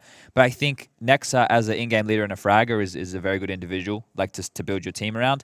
And then Hunter, he's just been looking more and more comfortable as an individual, right? I think that he has the Nico aim, right? He has that ability. He's also an overrated player, though. He's actually older than Nico. A lot of people don't know That's that. the problem. He's not a young guy. He's not even inexperienced now. He's now played for like a couple of years. And on top of that, he'll have one event where he does Nico numbers. Then he'll just have events where he's just an average player. Like, people act like he's the next Nico. He's not. First of all, he's before Nico. And then secondly, you've probably seen what you're going to get from him. I like him as a player.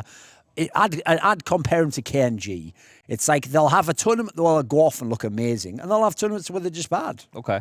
Well, then who are the others? We got Jax, right? Jax is obviously having the struggle of learning English. So that's been his biggest issue right now within the realms of G2. I don't know if he's obviously had a period of time now where he could have really hunkered down on that, and the more that he plays, the better he's going to get. That's just basic understanding there. But yeah, in terms of his position on the team, he is, like anchoring long, and he's playing like a lot of these positions where he just has to lock down and get some multi-kills. Occasionally he can have really good games. Occasionally he can have quite poor games. Then we have Amanek, who I like what Amanek brings to a team. But I'm not sure how it fits in modern day Counter-Strike, right? Because they moved him what seemed towards the end of last year as a very hard lurk role. Like he was doing a lot of clutchy type stuff. And if you're just known for that, remember like when Get Right was doing it, Happy was doing it, then people are always going to be expecting you to be coming from behind, right? That's just the thing that we come to learn. So that's a curious one to fit on in there. And then Kenny. Well, Kenny is just as in flux as a lot of these other names, right? Kenny can either have a banger of a game and it looks like the Kenny of old that we all remember, or Kenny can just be, just pedestrian numbers there. So, yeah, a lot of individuals are in flux on this G2 Wait a minute, team. let me ask you something. Based on how you just characterized those players there, who's a better player right now, Kenny S or Hunter? I'd take Kenny S all day long, mate. I'd say I think he Hunter. was actually an underrated player last year. I reckon Hunter is probably a better player at the moment. I take 5 tournaments. We'll see who does better. Yeah, we can have a look at that because I think that Hunter, in terms of his impact on it, from the games I've watched of G2 play, has actually been pretty big. I think that he, as an individual, can carry a game for them. I think that he's more of a carry factor than what Kenny is in 2019. Interesting. And is he Kenny get more confidence back as well? I don't think we'll ever see that Kenny come back. I don't think the game will allow that, and especially the way that they're approaching the game now, G2. I don't think they're approaching it in the same way as what the French did in the past, where Kenny can basically do whatever he wants. I think he has to fit within the team now. So just learning again for him. You think that? Okay, interesting. Well, we can get into that a bit more afterwards. Sure. But we do have a quick interview here with Kenny and Nexa. So Wonderful. We'll listen to that and see if we can get some insight. Thank you, Semmler. I have somehow managed to find myself backstage. We're back. We're back. So now we do get to go down that path. I don't know. I felt like peak Kenny was also happening in a very rigid team, which was Existence at the time. Despite the fact that, yes, Existence built the whole team around him, I mean, it was still Kenny having to fit into a system that Existence had crafted around him. Sure. Feels like we could potentially have the same thing here with G2. I don't think they're building the team around Kenny. I don't think the team is built for Kenny in this one here. I think that they're built as just to be a team, right? So the players who I've seen have the most mid-round influence on the team is Nexor and Aminek's more late round. Nexor is the player who has the most impact for this team mid-round because of the decisions that he makes, the way that he will play into rounds, right? But in terms of individuals, I'm gonna get the stats up here just to have a look and see how many games they played. We'll have a look at the ratings and stuff and see where they're at. Obviously, I'll give you a chance. I think you're going to be Sponj. surprised by some of these. Yeah, I'll give you a chance real quick. We'll listen to the interview. I'm told that the interview's ready, and then we can come back and get into the numbers. Thank you, Semmler. I have somehow managed to find myself backstage with G2. I've got Kenny S. I've got Nexa. Did you guys just arrive? How are the flights over? Okay, I answer this question then.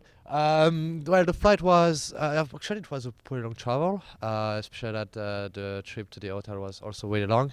We had a couple of days, actually 2 days in bootcamp in Berlin just before the tournament.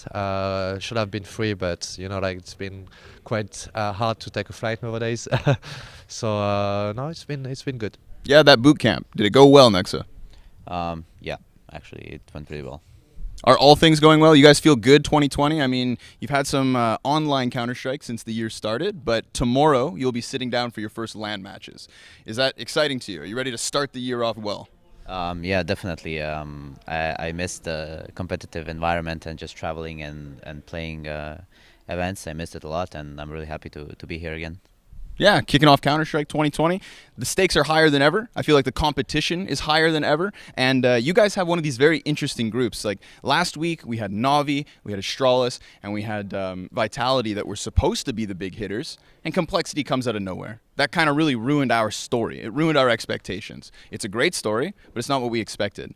I think when it comes to your guys' group, it's tougher to say what's going to happen.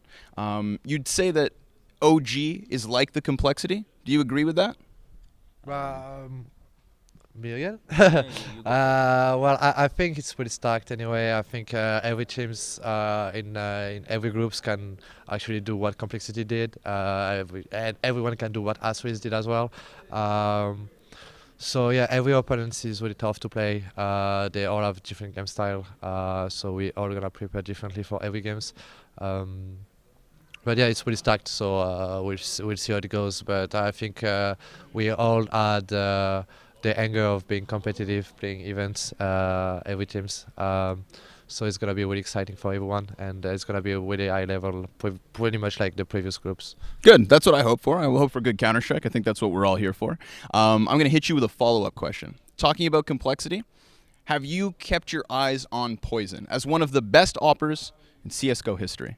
Tell me, do you have thoughts on him? Are you keeping your eyes on him?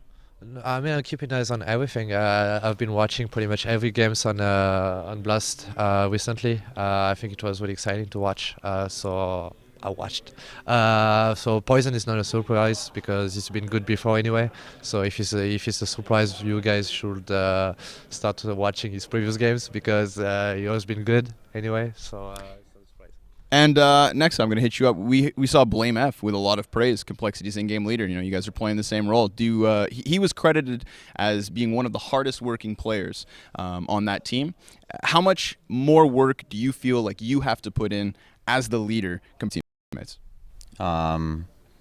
Actually, a lot more coming into like the preparation and fixing things, and I need to kind of be like setting the example for my teammates. And the good thing is that I am not alone in this. I have my coach Malek, who is actually he's the actual superstar of our team. Like, people don't see it, but he's behind the stage, you know, helping me grow as an in-game leader and also helping everyone else in the team, you know. So it's really important for me to have him, and I think me like seeing how hard he works makes me like want to work even more. So yeah, that's actually motivating me in a sense, and I think he's also like trying to push this like motivation and the style he has on everyone else in the team, and I think it's helping us progress a lot. Excellent. So the boot camp went well. The energy's high. You guys are ready to play Counter-Strike. Seems like everything's about to rock and roll this weekend. I was done listening to that anyway, so I just cut it off. I think at the point where you were shouting about how everything, all teams are awesome. Just tweet at us, guys. Why is Kenny doing that? Would you prefer Alex to give his opinion and you guys to think it's a little bit salty, or to hear a nothing answer? Let us know. Like that. Tweet at us live. Kenny S just tells you that every single team in the tournament Can win. Complexity Everyone did, can win. And also apparently everyone could do what Astralis did, even though Astralis themselves had never ever done that before with that lineup, and had, you know, what we're talking sample size, what, about 40, 50 events, so very political, garbage, absolute garbage. So get the mic off him, leave him to just shoot people with a crosshair. That's all he's good for. And we got the numbers to back up the not a talker. The stats here, Not a ladies and thinker. gentlemen. So Right, there we go. on the 67 maps on LAN that this G2 roster has played Get ready together. for Hunter's rating. So we're gonna. be bad. I'll just go from Okay. from bottom to top. Okay, Oh, okay. bottom to top, right? That's right. You normally go the other way. Yeah, Chad. no, I'd start at the top and go down. Bottom to top, right? So Jax is the lowest rated for the team. Then we have Amanek. Then we have Nexor. Then we have Kenny. Okay. Then we have Hunter. Then I can go even deeper right now. So not only This is is in Hunter, the last 3 months, did he say? this is since they've been together, which was DreamHack Masters, Oh, right. Malmo Fair last enough. year. So maybe 6 months, that's it. Yeah, so that's 67 maps played on LAN. They played a few more online because they played the Katowice qualifiers. Thank you, James. Hunter's rating is 1.16. Kenny's rating is 1.04. Then if we go and we look at the events that they've played together, so we'll take Katowice out because we're not going to count that one. That's an online qualifier. In the Champions Cup final, which was the Malta event, Hunter had a 1.41 Oh, he rating. stomped all those terrible teams. Yeah. But we'll go through all the list. Kenny had a 1.03. Sure. Summit, he had a 1.39 rating. Kenny had a 1.20. So both are actually quite good in that one. If we go to the Pro League finals, he had a 1.18 rating. And where are we here? Kenny had, this is annoying. Kenny had a 1.21 rating. So in terms of those two, they are the star two players of the team. Those just their last three most recent LAN events. Then if we start delving into like Asia Championship, Kenny went 0.88. Hunter had 1.07. So Hunter actually has more consistent performances than what Kenny does. And Hunters have seemingly ramped up as he's been more time in the team. So yeah, at the moment, the jury's probably still out. We'll see in the next few months then. Chad, you'll remember this from Pro League, right? Yep. When a team's, and I hope someone realises now we're going to 2020, going to realise that nexor boosting Hunter into window and just wrecking everyone on Mirage over and over again. They won't be able to do that anymore. Yeah. Well, the bench. Hopefully, people care a little bit more about the bench now. They might focus on it. We won't have that at this one. We're still It's using the most ridiculous thing. We're still using, and also that's something that people need to note as well. There's a whole like conversation on who came up with that. Was it because I would label it the Hunter boost after seeing him do it. He was the first one I saw a competitive player do it. But the story is potentially Kassad came up with that. We need to get one. I don't care to who give us came the up with it. It's just the fact that no one was checking for it. Well, They 100 played Thieves them. do that as well, right? They actually boost Azza into the window. He does the exact same thing as to what that of Hunter was doing for them. But they were getting away with it a lot. But yeah, Nexor as that individual for this team, when we get a chance to watch him I just think his decision making in mid rounds is very, very smart. Like the way that he knows when he has to go for a play. You know how we're talking about this with Glaive. He's one of those guys who knows when he needs to go for one of those balls out plays and push in and go for those multi kills. He's very good in that kind of environment. So G2, I think there is an opportunity for them to, depending on the version of EG we get coming on through here. Like I think that they'll be in the top 3 of this. I think OG are guaranteed to be the last team knocked on out, and then I don't know. It depends on what G2 are seeing here. EG have been here practicing for what? 2 weeks now. To me, I have similar thoughts. Like basically, the only team I think is guaranteed to get out is 100 Thieves, because the odds that they do badly in like 2 out of 3 best of 3, I just don't see it happening. I think overall they win enough of those games to get top 2. And then, as you say, it all depends on EG really for me. If EG does badly, there's a world G2 can match up with them. If EG comes in top form, yeah, no problem. Maybe even win the group. I think 100 Thieves have some issues with G2 in terms of map pool, because they both play Vertigo. They're both like the French Serbian mix, not so great on Mirage, but definitely something that they're willing to play. So something that I'm assuming that they've worked on. Mirage in the past has been one of the go-to maps for 100 Thieves. It's something that they really, really like. So there's an overlap in some of the maps that they enjoy.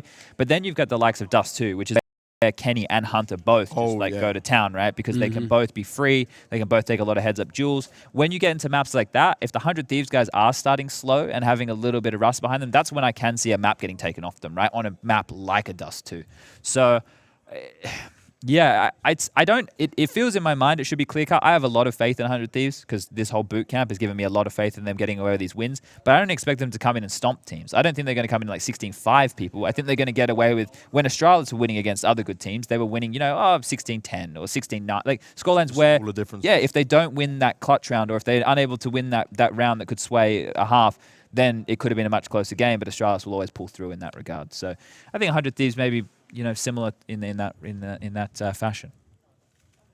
Yeah, Should we move on to the next team? Well, we got anything else we want to talk about with G2? I guess we don't have too much. We covered a lot on that. I think their mental game is also probably one of their biggest issues for the G2 guys. Quite emotional, bunch of lads. Well, we can chill out for a bit and go for another break. Or we wait for some more. Sounds like a plan. How long's the break going to be? This is the problem we have. Should we just keep talking about questions? More videos. Let's just got more questions. I can bring up questions because it's either dead air or. Don't worry, Chad. You're not going to get taken out back and shot. How much longer does this thing last anyway? It's already been like 2 hours as well. Yeah, we don't stop. Here's a fun one. Chad's just going to get beaten if he doesn't come up with some way to fill. Ilu replaced Vici Gaming at I Am Katowice. That's not a question. That's just news that I just saw on my timeline. Okay. Come on. All right, we're going to a break. All right, we're taking a break for 2 minutes, guys, and we'll come back with some tweets. Peace.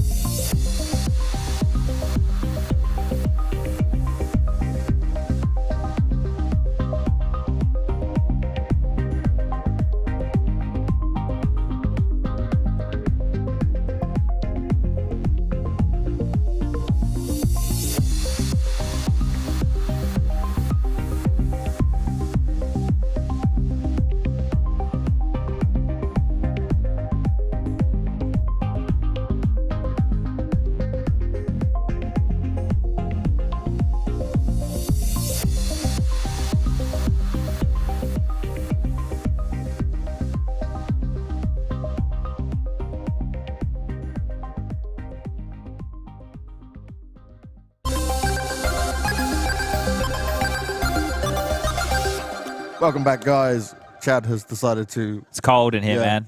get Cold. himself warm again. He's used to the Aussie weather despite being over here for so long. Semmler's gone to fix his back because he was struggling with the chair. But we got something more important for you. We got Mr. Gratisfaction over here to come discuss with us how it's all going. How you doing, man? It's going all right, yeah. Just You brought the stash back. yeah, You missing it? yeah, no doubt, no doubt. So you brought it back because you wanted to bring it back? Do you think is it a superstitious thing? I don't know, to be honest. Okay. It just started growing again, and All I right. shave it off. Just so. thought, keep it. Yeah, All right. So here's the most important question. Who is the best team in practice? the best team in practice. Oh, Because we know prac results mean everything. NIP. Do you mean of the teams in this group? No. I mean, like, of Just all the every- teams every that they team practice play. while they, Yeah, 'cause who- they've been, who are the they've been in scrum for a gods? month. We got fisted by NIP, so Really? yeah. Really? Yeah.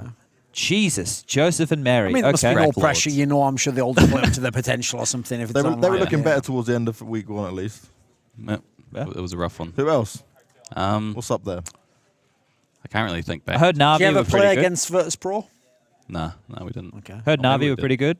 Yeah, Navi were cracking pretty well. Yeah. Yeah. Who are They you guys tracking? Obviously showed FaZe it. Clan?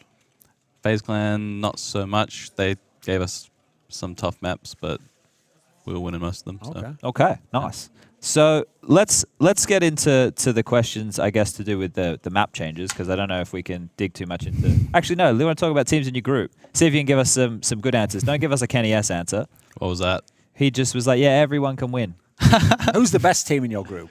other than you. Including yourself. Oh, Oh, Is it obviously you, though? Yeah, yeah. Better than EG? I think we're going to beat them, yeah. yes. Okay. That's what I like to hear. There's one. Who's the worst team in the group, then? I would have to say OG or G2. okay. Can't No decide. decision between Can't the two? decide, no. Have you played a lot against both of them?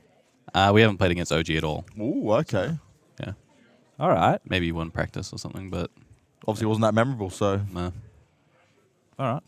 What else we got for him? He's a man of few words. He's from New Zealand, Duncan. That's right. All right, all right. it's a I'll bit do my different. thing. It's a bit Listen, different I've got a from bit New of Zealand. experience with interviews. You know, what Sweet. you do is you break the ice. You set them up with an easy one. Okay. It's like, you know, when you were in that major semi-final and you basically just threw the whole game by just constantly peeking James. Oh, and all Jesus those free Christ. kills. What was I that recall. all about? You should be in the final. I don't know. There was the last round where It was brutal, I wasn't went it? close Palace or something. Yeah. I was going to push Palace, and then I decided against it because I thought they might be holding it, and then they all came out Palace. Died there, and then it went OT. Because jokes aside, that's like a rare example, unfortunately, where literally you can see, unfortunately, like a certain matchup was just wrecking the game for both teams, essentially. Yep, basically, yeah.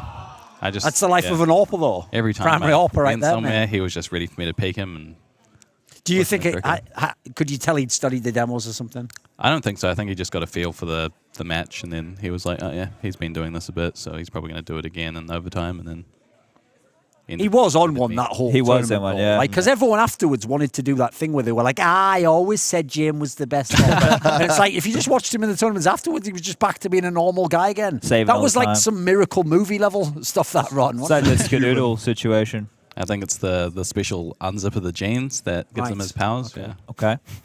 I don't wear jeans, so I can't do it. All right. Wow. Okay. I didn't even know that was a detail. Don't do Yeah. it anyway. Where does that come from? Have you not seen the clip of him like doing up his jeans after He has one. Yeah. they won? Yeah. No, I missed that. Ah. No, I might no. have One to- time he just got up and he did, like, Yeah. he's obviously trying to be the next Dorsey, isn't he? It's like, Dorsey's out the scene. I've got to start doing weird, vaguely sexual stuff just to get the attention. Right, well, zip that up. So what went wrong in Beijing, you reckon? Versus Astralis? Yeah.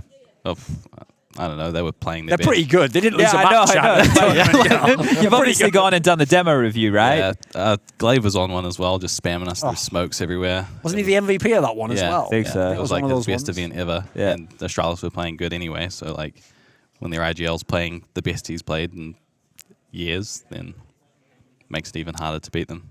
So here's one. Like, you guys, obviously, you found yourself in the top 5 in the world at one point. You played some fantastic Counter-Strike last year.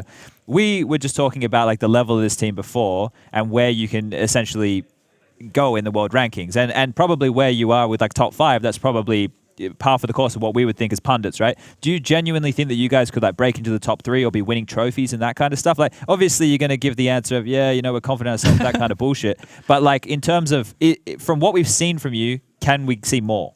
I think so, yeah. I think there's a level that we just need to break through, and we're getting there in prac, I think. So. Like, put it this way, the big problem is, even though, like, I like when people are just consistently good and they show that, like, their level's high, etc. So in theory, I would prefer to be a team like 100 Thieves and just always be like, semis, playoffs definitely, have a chance to beat the better teams. Yeah. But I actually know that loads of fans and pros, they would rather be like EG and either win the event or bomb out completely. Like, if they had the choice, you know, between the two, because they would feel like you never get the satisfaction of winning the actual trophy. Is there an element of that? Yeah, obviously we want to win a trophy, and we'd obviously rather bomb out and then win a trophy. But I think this year we're probably going to take a trophy back. So I'm going to get a tweet out right now for anybody at home, which is probably not a lot of people who are still awake. So if there's any Aussies or people from New Zealand who are awake and want to ask Grat any questions, and that's how they say it. They say New Zealand. Cheer, bro. Fish and chips. Fish and chips. Yeah, you can try. But it's not going to work. So if we get any questions coming through from people at home, but is fish and chips a thing in New Zealand? Yeah, and I think it's better than in London. So. Wow! No, it's definitely better in London. No, yeah. you have to understand. Better than This London. is the reason why Americans have no clue about English food, right? Because they think, for example, I'll have fish and chips. Like, that's not even from that area. That's like Down my area south. on the coast, basically. If you go London's coast, like in the middle of nowhere. Yeah, it's terrible in London. Fish and chips is garbage here. Especially as it's almost like, it's like going to New York and going to like an Irish theme pub. It's going to be like an Irish pub, is it? Like, it's like their version of what they think it's supposed to be like. Everyone's wearing green and shit. Do you guys have Vegemite in New Zealand? Yeah, we do. Do you eat it? Yeah, there's people who eat it. Okay, it's not like a common thing. I don't eat it myself. Okay. I prefer All right. Marmite. yes, yes, All there we right. go. All right. I think New Zealand's closer to Britain than it is to Australia. Because they're probably trying to be all independent and stuff. Yeah, we're trying. See how that works out for you when you're part of a certain country of Asia. Hey, CTM. That one's a little bit political for everyone out there. So let's step back out of that minefield. Back into the Counter-Strike. So first question, it's one we already touched on, but you can reiterate because maybe viewers are just joining in. Adam wants to know, how long is the stash going to last? Probably till November again. Okay. So it's a yearly thing. You do it for charity. How much money did you end up raising for November? I can't remember, to be honest, like 1,000 or something. Okay. It's not too bad. Not bad. Yeah. Not bad. Yeah, it's a good charity to be donating to. Come on, people. Get the questions through. Get them coming. Everyone's sleeping, mate. That's what I was thinking. Here's a question which is very open. So take this one however you want because it's the only other question we have right now. How is it like playing in a big tournament? Couldn't be more vague. I guess like when you first start doing it, there's like nerves and stuff, and you're kind of thinking about the crowd. But as it goes on, you just like focus on the game mostly. Okay. Who do you think's better, Ziwu or Simple? Right now, Simple, but Yes. last year, obviously, Zawu. Okay, fair enough. All right. What are your thoughts on Astralis coming last in their group? That's a rough one for them. Unexpected, obviously. Like I had all my money on Astralis winning it, but So in practice, you took away that they were good. So coming Yeah. into this, your expectation was that they were going to be the same level ish. yeah, for sure. I guess they just got surprised by other people's tactics and just weren't playing their best. Okay. Comms were obviously off. Okay. What else we got here? Let's see if we got a few more questions for you.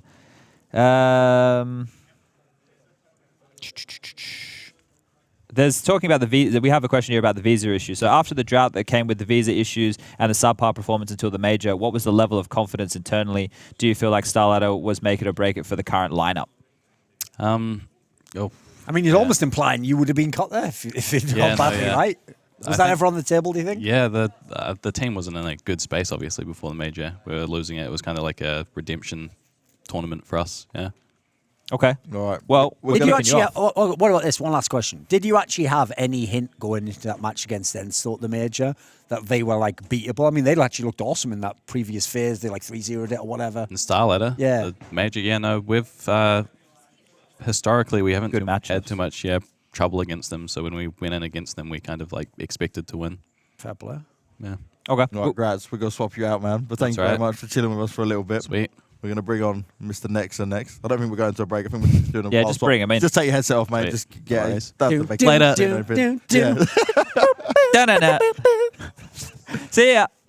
All right, that was quick. Quick fire questions. Let's keep it. Let's keep it. Let's So keep if it anyone's going. got more questions and they want to fire at Nexor, Yes. you know which hashtag to use. Hello, Stravo. Hashtag blast backstage. Oh, he's What's going on, shaking bro? hands. Good? Bloody hell, how you doing? He's formal. He's being polite. All right. He's smiling again. He's back. He's spreading the coronavirus. Anyway, Great. Why would he have it? I don't know, man. He could. Any of you could have it right now. I don't know where you guys have been. Is that why you're dressed like this now? You put the hood up, you're trying Yeah, I don't want to get sick. to cover this, mate. You'll be fine. No, the thing is, right, you know, in their team, they always make that meme that, like, Jax doesn't speak English or whatever, and he's, like, playing Reading the book. It's one thing, right, if you just said, oh, you're going to put a bunch of French players with some people from, like, Serbia, that would sound crazy. But nexor actually has a really neutral accent, I've noticed. Yeah. Like, when you speak English, it's very easy to understand, actually. Never. It definitely has something to do with me being in the Australian team back when they were Renegades. Sure. And There you go. You learned a few things. Yeah, and I kind of picked up on their accent a little, and you can actually notice it. And they've even told me that I get this like Australian accent sometimes. Like, Right. Probably with some of the words you say, right? You get like a Yeah, certain yeah. twang to Cash. it and stuff. Yeah. Yeah. Cash. yeah, But Mate. yeah. There we go. So I want to ask this question: the Hunter boost, Hey. the Yes. window boost on Mirage. All Who right. came up with that? Hunter. So it's not Kassad. Definitely not Kassad. He stole it. Ooh. Okay. There we Good go. coach, that is what you do. You stay there. You say, all right, boys, I've just come up with this new boost. Don't tell anyone, though. Okay. Well, there we go. We got to that one pretty quickly. I thought there was going to be a more drawn out answer there. How's Jax's English now? Actually. He's actually been taking classes for the past 4 or 5 months, and just playing a lot with us is helping him improve so much. His in-game English, like call-outs and everything, is pretty fluent and clear. Just sometimes outside the game, he can actually understand everything we're saying to him. He just like he can't really He speak hasn't back got the always. words to say back. Sure, that makes sense. Have you evolved what your strategy was before? Because when we were talking to Malik, he was saying that you like were having specific call-outs, so meaning you had to kind of be a bit more rigid with it. Is it getting more fluid now? Yeah, it's getting more like fluent, and he actually understands me when I do like mid-round calls, and I speak a little bit faster, which is actually That helping helps, us just play of like course. more smooth. Have a smoother play style. Yeah. How many monitors did you break after you lost to Mouse Sports in the final of Summit? 4. That was. No, I it saw was you guys actually, after. It was pretty emo, right? Yeah, it was actually pretty depressing. Not much I can say about it. I mean, the problem is in that scenario, yeah. especially not only with the missing walks, obviously in Carrigan had to leave, in your brain, it's like there can never be an excuse to lose if that happens, right? You know what? Yeah, it can't happen. It can't be allowed to happen. I actually had no idea how it happened. We messed up, and Well, like that T half of train, you guys were winning, right? Or um, was the CT half of train? It was train was the last map. yeah, train was the last map. We had an okay CT side. Yeah. I think we kind of thought it was Over? right? Yeah. We were like 11-2 or 10-2, something like this, and then we just gave them the last 2 rounds. Then they won the pistol. They started winning some rounds.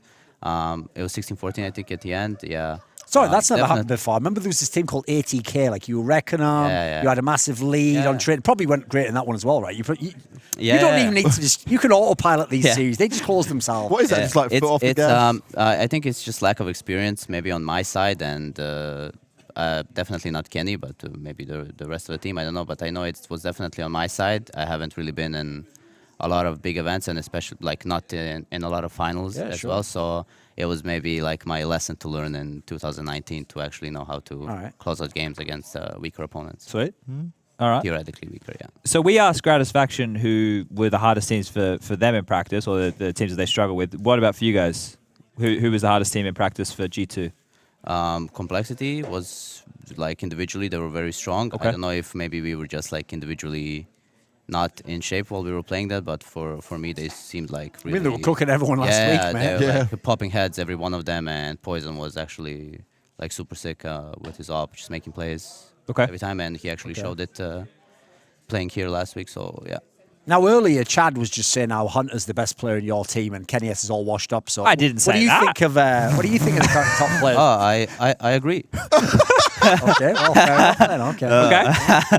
No, Kenny is actually, he's been getting his groove back, and you can actually, I'm hoping that you guys will see it during this event and in the future events as well. He's actually been getting back to that insane form, and he's actually like no-scoping people left and right all the time. In practice. So Hey, I feel it no, coming. no. I feel it. I feel it coming. There we go. Next, so these Solid, guys yeah. didn't agree with me. So when I spoke to him Malta, he did not seem as confident. Do you feel like he's got more confidence? He's back definitely more confident now. Yeah. Now? There you go. You guys Okay, shut so- the fuck up now. I knew what I was talking about. But well, how could we know that we hadn't spoken to him? I said I had. No one believed me. Well, Listen to me every now and again. there's Chad. things we need to see him. We got to see him. I need to witness him. Because we haven't seen Are we a going to witness confident Kenny. this event then? Yeah. Because like with the team, right? It's not like Actually, no. Your words to me was that it doesn't work in this current meta.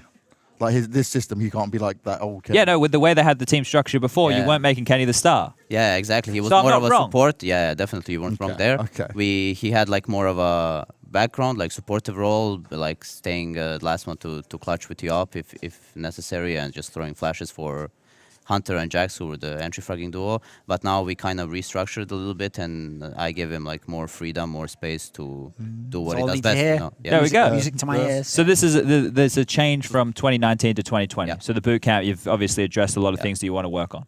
Yes. Okay. We hear some interesting things about how Malik is as a coach, right, from the outside. Can you elaborate on any of that for us without giving away too many juicy details? I think he's a very good coach. He's very into like the little things, the details that like he leaves the fixing the big things and the obvious problems to me, and he works like behind the scenes to like fix the small details. Like he's helping us.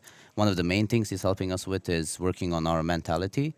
And like trying to keep this like positive attitude always throughout the game. For him, it's something that is very important, and I actually agree on him on this point with him. Like once you get into this like bad mentality and bad mood, and you start losing a few rounds, it's very tough, and especially on a team like us, we don't have a lot of experience, like me and Hunter, and like except for Kenny, actually, no one has like any tier 1 experience and high level experience. So it's very important for us that we can actually work on our mentality and try to stay positive and keep our like heads cool throughout the game. This is something that we put a lot of effort, and we try to like maximize it during this year, because it's been an issue like in 2019. You could have noticed. Yeah. So you'd say you guys are a pretty emotional team. Yes, I know myself, and I just wanted to be quite clear. It's just the most vague nonsense term ever of all time. Like we're the people who just have no emotion at all. No, but you have teams, right, who don't get tilted when they lose like a force by round. The two worst words to exist in the Counter-Strike lexicon is emotion and confidence. They're just the most vague nonsense terms that allow people to excuse away like bad tactical performances, bad individual performances, failure to work with teammates, failure to study the opponent. Instead, you put it all down to wasn't feeling confident. Yeah, I wouldn't feel confident if I didn't do my homework either. I was very emotional that game. Yeah, I get emotional when I'm getting wrecked by an opponent that knows exactly what I'm doing. I think these are all nonsense terms. Like CS is a game of confidence, though, Duncan. I think confidence as a term, right? It definitely isn't. I think confidence as a term has to go into it, because a lot of duels you're taking, no matter how much prep you do, right, or how good your strategies are, you have to be confident in taking that fight. And like, who's the person who does loads of prep and it's taken the right fights and doesn't have confidence? It doesn't add up. The equation fails. I think. What would your answer to that question? Well, I don't use magic and hypnotise them, right? You're now confident. Go against Kenny S now. Every time you take a duel, I'm feeling super confident. Well, you'd get wrecked, wouldn't you? It'd be irrelevant. No, the point is, you have to you have the skills. You have to put the preparation in. But of course, but that's that. If everybody was prepared to the same level, right? Every single team was prepared. Luckily, to the same they level. aren't, which is why you made my point for me. That's exactly why we don't have to start. Listen, we don't have to get anti-Daedrian to read the tea leaves and see what the future's going to be, and all get, I'm feeling emotional about this game. You can just fix all the basics of the game. The fundamentals of the game will decide the game 80% of the time. All this waffle about like confidence and emotion, it's like, where were we going to go with that? So the idea is, cause Kenny S cried sometime because he lost, right? How does that help you as an in-game leader? No, it's not from that perspective. All right, let's. I want to continue this, but next I'll let you go because you don't need to sit here and deal with all this shit. Yeah. It's all right. Thank you for your time, though, Nex. Thank you. It's always great talking to you, mate. Goodbye, Nexor. You can just take that off and leave. We'll continue the conversation. We don't do mate. breaks here. Yeah, Just go. keep it going. I don't want to break. I want to keep going. Yeah. So because for me, like I can see where you're coming from, Duncan. But a thing like you're saying, if everyone's prepped, like Obo as a young kid, like last week, right? Only plays with confidence, but it's ignorance he's playing with. His mad confidence, right, against some of the best players in the world, where we've seen players go, it's simple. And we saw Astralis, right, when they went up against Simple, it was on Inferno, he sat back a sight, and they approached it differently when normally they would just like rush a player. It's definitely there was definitely moments. Yeah, but 100%. there's a perfect example. So by the same logic, right? Cause Obo just hasn't played enough at the top level, and he's lucky enough at the moment in this particular, like in the past lineups, they weren't good anyway, and in this lineup, everything went great. I bet he had insane confidence, right? But that's ignorance. Exactly. The second he plays 2 or 3 tournaments, gets smashed, that confidence is going to be gone. At which point in time, nobody knows how you manufacture that confidence. Nobody knows how you inculcate. These are incredibly tough things. Like these are actually the elements, by the way, of fringe coaching concepts concepts from traditional sports that make you like the best coach ever. It's like you have all these intangibles, or you have the experience you can pass on to people. In Counter-Strike, no one can really manage that. So whether or not it's true that this player is emotional or not, the problem is no one's really dealing with that right now. It's like when people were saying, right, this guy's a choker, just get a sports psychologist. Like, what's that going to do? They don't just fix him overnight. Sure. They don't just go sit down like, oh, Mr. Miyagi style, and then you fixed. Like, that could be a whole lifetime quest to fix that problem. But what Nexor was saying was that outside of the game, right, like how they are, is a factor that Malik's working on, right? Which is to do with the emotions that they show in the game, right? So, for example, as an in-game leader of a team, if you're like somebody like, we can use EG because we're going to move there next, right, as an example. When Stan's fired up and he's smashing the desk and they're winning New York, that as an emotion is helping the team, right? But if he's normally an emotional guy and they yell a lot, like you look at this complexity roster as well as an example. When they're losing, if they're not yelling and they're playing shit and then they keep snowballing, that is emotion, of how emotion affects your teammates. 100% emotion is a factor in Counter-Strike. Same as confidence. You cannot say that confidence is not a factor. What you're saying is, if you're prepped to a certain level, then that just does it for you. No, you're prepped to a certain level, so you're confident in your preparation. That is still a thing that you can actually grab. That's not the same as confidence. It's like, I think I'm going to win the game. Like, when you use confidence like that, that's like one of those memes, like step 1, like do this, step 2, question mark, question mark, question mark, confidence, number 4. It's like, that's the end result of it. It's not the first thing. Yeah, so telling people, you got to be confident in yourself, like that's just a bunch of waffle. But who said that? Who said that? Did I say that? When did I say confidence is not a factor in Counter-Strike? But you just when said did I say confidence is not a factor? You just said, replay the tip. You'll never find it. You just said that confidence and emotion have nothing to do with it. Definitely never said that ever. I said they're vague waffle terms that allow you to argue against all the fundamentals of the game. Emotion and confidence do have something to do with it. Right. You know what, mate? And we'll just end this conversation here, shall we? So the answer is yes, they do, or they don't. I'm not going to argue positions I never held. So let's just make that very clear. How about we move on to Evil Geniuses, but maybe go to a break and grab Semmler back? So we have 4 seats in here. Sure. Let's do that. Bring AG on a mass spot. You're struggling. It's out, mate. We're going to have a quick break and we'll be back in just a few seconds. End that segment.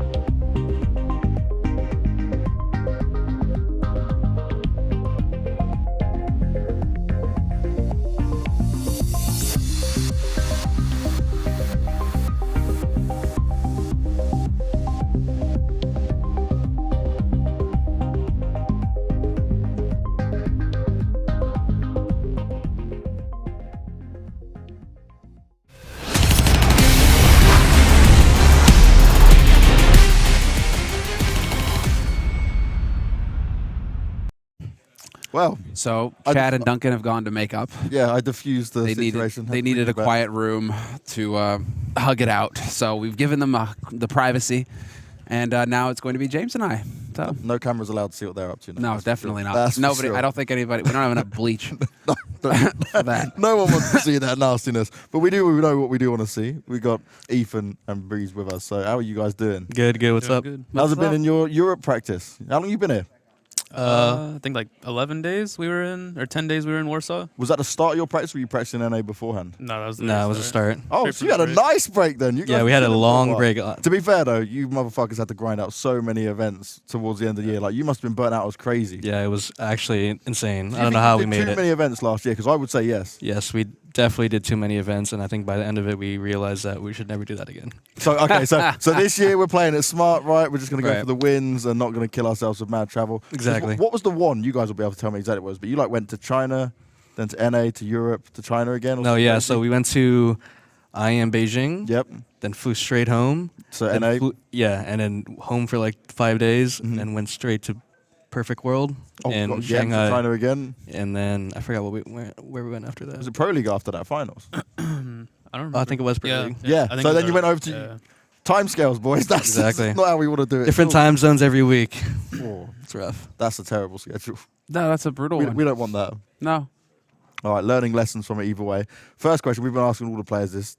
How has like practice been going since you've been over here?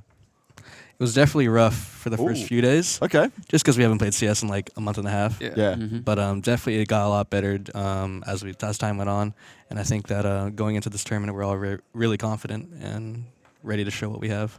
Non-political answers. Which teams were actually banging in practice? Which teams? Yeah. Like which teams were really Ooh. good at giving you guys I guess. a hard time? Are we looking guess at I'll cashing the give you a Springboks juice right one. now? I'll Is give- that we're what's trying going to on? I'll give you a juicer answer. I think Dignitas is looking really good. They're looking good. The new Dignitas, I think they're really sick. Damn. They remind me of Astralis a little bit. Their nade usage, even better. Oh my lord. At least in practice, so we'll see. Yeah, but I say, yeah, Again, practice. Scrimbucks, Yeah. just they just go. Actually, I'm told that we have an interview as well, guys. So it's an interview within an interview because, hey, dog, I heard you like interviews. Thanks so much, guys. I'm here with Stanislaw to talk about Week 3 of Blast. You guys have not played a LAN in a long time. Are you worried that you're going to go out like Astralis? I'm not worried. I'm just kind of excited. Like you said, we haven't played a LAN in a long time, and it's finally time to get back into the groove of things. We've had a boot camp under our belt now, and we're just ready to go. Yeah, I want to talk about that, but Astralis, they lost to Complexity, then they lost to Navi. Close match, and they started to get the ring rust off a little bit, but it's their first LAN back after a while. They ended the year strong. You guys have a similar story. Do you worry about the fact that you're playing with a crowd, and you played a lot of scrims and stuff like that, but are you worried about coming back and playing with a crowd?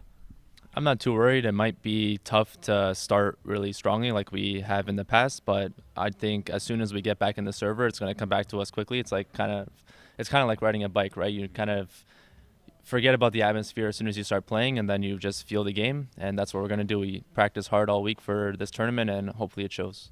What was your boot camp like? Where were you? How many games did you play? What kind of teams were you playing against? Boot camp was intensive. I don't want to reveal too much, obviously, but we scrimmed pretty much all day, every day. We reviewed afterwards. We played Tier 1 teams, Tier 3 teams, just a large variety, fixed our map pool, and we're just feeling ready. You fixed your map pool. Okay, so I would say last year, coming into the end of last year, you guys had one of the strongest map pools, if not the strongest map pool of anybody else. What is the goal for 2020 with the map pool? What can you tell us? I mean, go for 2020 for the map pool is just to be prepared. It's not really a great feeling to go into a veto with a disadvantage if a team knows your permabans. So we just made sure that for this year, we're just going to be prepared on everything, and that way we can just play to our strengths and their weaknesses. So that's all it's about. Is there anything that you need to do this year to continue on with that positive win record that you had versus Astralis on a few maps that you need to bring into this year to keep that going? Was that a focus of the boot camp? Did you have targets in mind, or? There weren't specific targets. It's just about feeling as prepared as we can be. In terms of competing with Astralis again and the likes of other top teams like Liquid and Mousesports, we're just going to make sure that we're practicing hard enough, because last year we definitely attended too many events, which led to lack of practice. And here we're going to take our time and make sure we go to each event prepared to the maximum level. So we're just going to hopefully hit that level, be playing as much as we can, and hopefully show our true selves. Mm-hmm.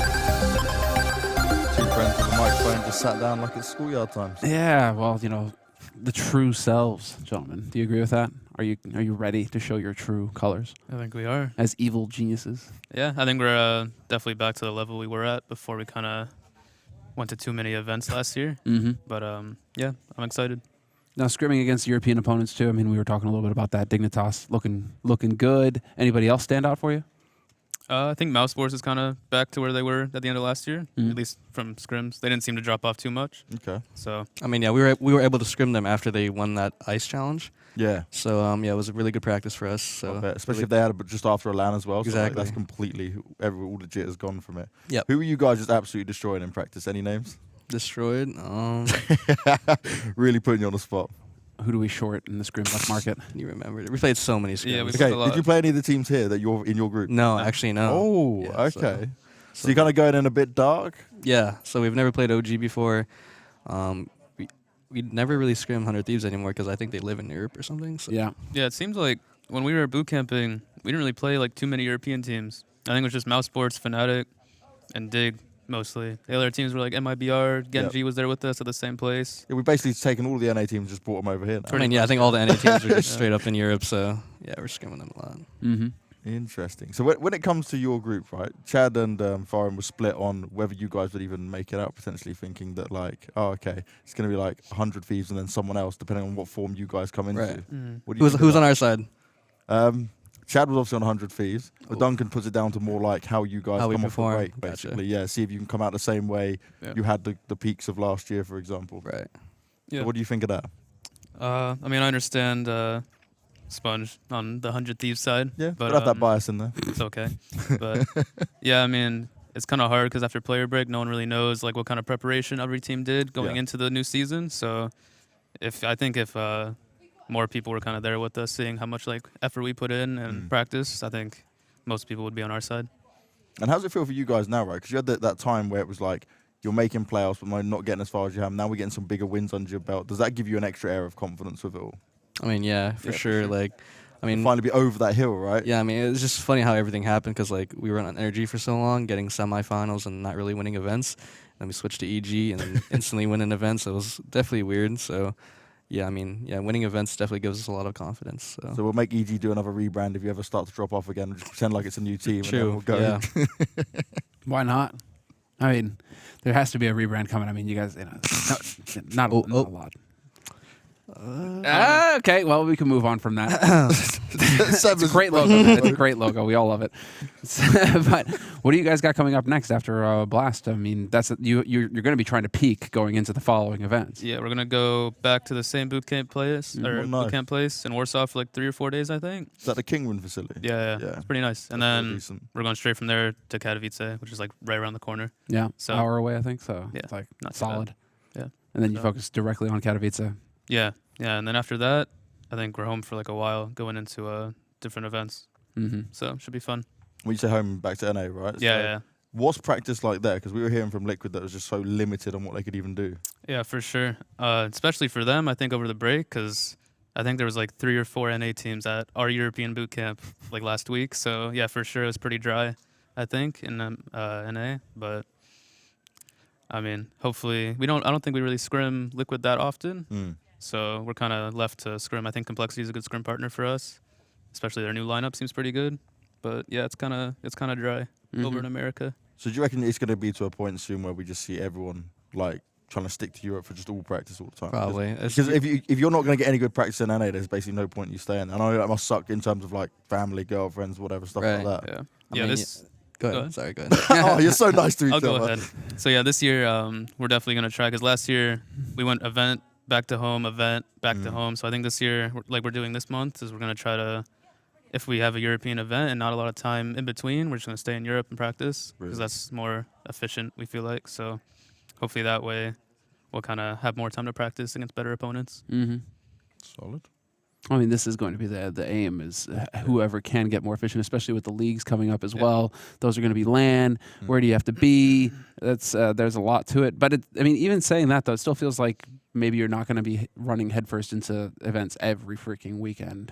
So it does feel like you could have some room to breathe. Yeah, I think this year is definitely have some time off with all the leagues. Yeah, I think everything is kind of more planned out. Everything's more scheduled, and I think everyone really knows everyone can plan around what the events, so better. What would be an ideal for you guys if you had to think about it? Like 1 event a month, 2 events?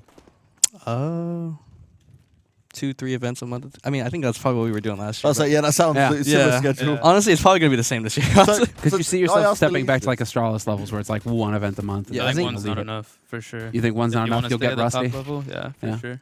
Okay. Because we asked Elise this when obviously they were here, and he was saying he doesn't feel like the schedule's actually really that much better, despite what people say. So does it seem like it can still be messy? I think it's more so the same still. I think we just have to do better at declining, or maybe not going to one that like we don't want to go to, and just prep more. I think Liquid did a good job at doing that last year, where they like skipped an event and just practice. So I think we just have to do that instead of just hopping on every single event. And does it bother you? Because obviously we see comments from the community, and I definitely understand it from your point of view. The community like, oh, but they're paid to play like Gabe. It's so amazing. Like they should just grind, but it's just not possible. Yeah, it's really hard. Yeah, I think it's just it's hard to. I mean, it just gets stale too. Like you have no time to practice. You go to every single event with the same stuff, and if you're not making progress, then you're just going to be at the same level. So yeah, we need time to practice. Cool. We got anything else? Yeah, I think no. Yeah, we're done. All right, I think we're good. We'll let you guys go. We'll let you guys go because you got a busy day. So thanks for joining us here. Thank you very much. We look forward to seeing you guys tomorrow. Yeah. Get after it. And we will actually hear the rest of the interview with Stanislaw now. Jet lag is not a meme, guys. I just like to put it out there. We go through it. Everybody goes through it. I know you guys only care about the finished product, but jet lag is not a meme. Okay. But for you guys, I want to know, in North America right now, you came into a period of time where Liquid are also at like full strength. You guys in Liquid battling to both kind of take down Astralis, be number 1 in the world. Where do you see Liquid in terms of competition or as competition compared to other top European teams?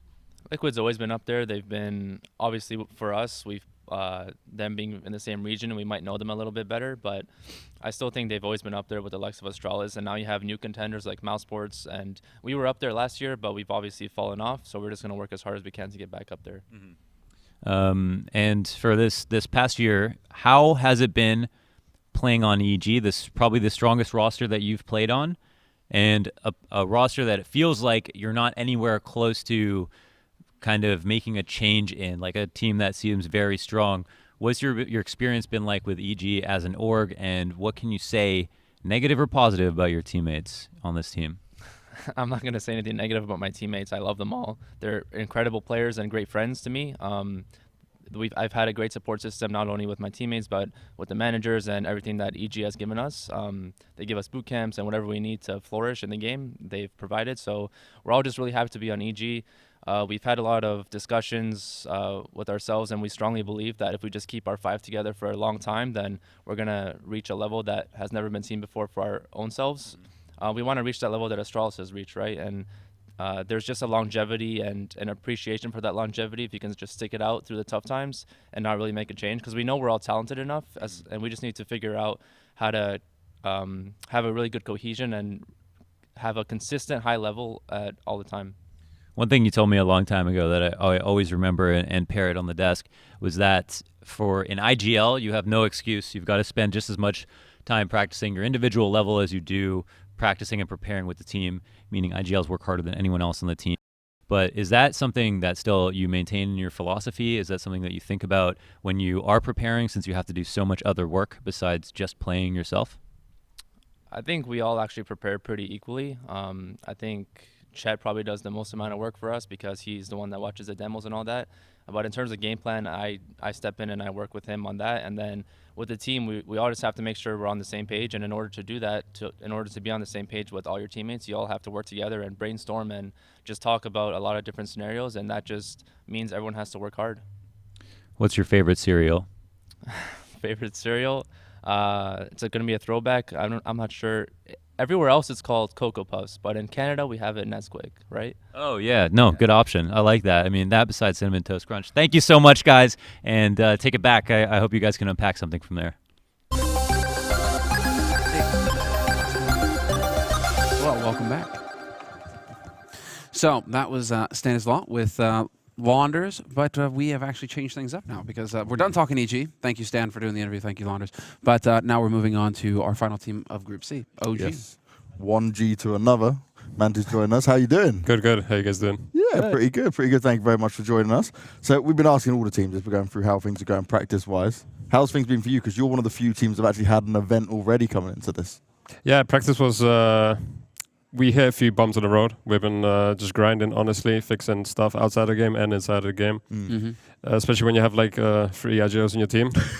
We talk so much. So just been fixing everything, to be honest. And what's it like personally for you? Because obviously this is like such a huge step up in terms of the level you're at. Obviously a very capable player, but then to come against pretty much some of the best teams in the world. Yeah, I've been honestly not nervous, but I've been enjoying the whole aspect of it, to be honest. I just want to play against everyone, to be honest. And yeah.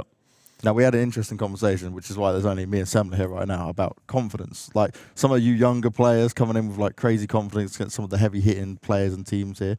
Do you, like, with the people you've got around you and the practice you're putting in, does it give you this extra level of confidence to just say, cool, I'll just take on anyone coming at me? Yeah, of course. At the start, I didn't have, like, a lot of confidence, to be honest. And just through the team, just through everyone, they've been just giving me the confidence through our team practice, through our individual practice. Yeah, my confidence has been building up. I'm wondering as well, because you got the Red Bull sponsorship, right? Yeah. Were you at the Red Bull Sphere practicing? Is that where you guys are getting some work in? Because we got that here in London. No. We've been practicing at the hotel. Oh, okay. You've been playing. Okay. In the basement. Yeah. the players actually have those rooms that are set up for them. Yeah, the ones downstairs. But I wondered because the Red Bull Sphere is sick. Oh, it is? Yeah, have you ever been there? It's just nuts. I hear they only do like WoW stuff there. No, they do. So we had some fighting game tournaments and stuff there as well. Yeah, really? see. Oh, okay, that's good. There you go. I'm educated on my city, Sam. You know, Yeah, I am across the board. Solid. How's communication been for the team? It's honestly it's been great. Sometimes we just communicate too much. Sometimes we don't communicate at all. So we're just trying to find a balance in between. Is that culturally, or is that everybody speaks a good enough level of English? Yeah, everyone speaks a good level of English. I think it's a mixture of a lot of things, to be honest, like you said, with culture and everything. But I think everyone's getting used to each other right now. We're at this stage right now. So we're just getting more and more like opening up to each other. So, yeah. And for me, who's got the full reins on the leadership? Like you said, you've got 3 in-game leaders, right, in a sense. But who is the one who's got the final say, full control? How does it work out? How do you balance that? Well, we've been experimenting for some time, but it's always Alexi. Okay. On City side, we try and have Nathan also have his word in the game. And yeah, we're just practicing right now, but mostly it is Alexi and a little bit of Nathan. Does that make it confusing sometimes at the mid rounds? No. To be honest, no. It's not confusing. Yeah, it's normal. I like thing is I didn't have anything against having Valde as an in-game leader, but I just want to see him bring up like his peak performance again. I want to see him back into shape. So does he feel like the pressure's off a little bit in that sense with you guys? I don't think he feels any pressure. Like we're all trying to hit our like individual peak right now, just together, and yeah, we're just getting comfortable. That's brilliant. And we saw you doing. Did you like do escape rooms or something? I saw some tweeted pictures. Yeah, was that team bonding exercises? Yeah, we're doing escape rooms. We were just locked up in some pirate cage or something, and it was funny because we didn't know like what to do in the cage, like what is allowed and what not, because obviously you're trying to use physical force to get out of the cage. Some people, yeah. And then some people say don't do that. But yeah, it was funny because we had to like pull something off the cage, and. Yeah, like we thought like it wasn't allowed or something. But then at the end, we were supposed to like use physical force or something to pull something out. As well. His arms are huge. Yeah, but Nathan's like, don't do this, don't do that, not allowed. He's French, right? He's trying to play by the rules. He's just really nice with it all. Yeah. You guys could just broke your way through. Now, in terms of practice and what teams you played against, you played against any of the teams in your group? No, we haven't. Okay. No, we haven't. No, so we haven't. You're going in kind of undetected at least. Yeah. Other than what you showed at ICE. Yeah, I think everyone's doing that, to be honest. No one's trying to show anything. Nice. In general, then, which teams have you been practicing against? We've been practicing against everyone, to be honest. Complexity, Astralis, just to say. But yeah, everyone we can, to be honest. Yeah. And which teams are looking hot right now for 2020?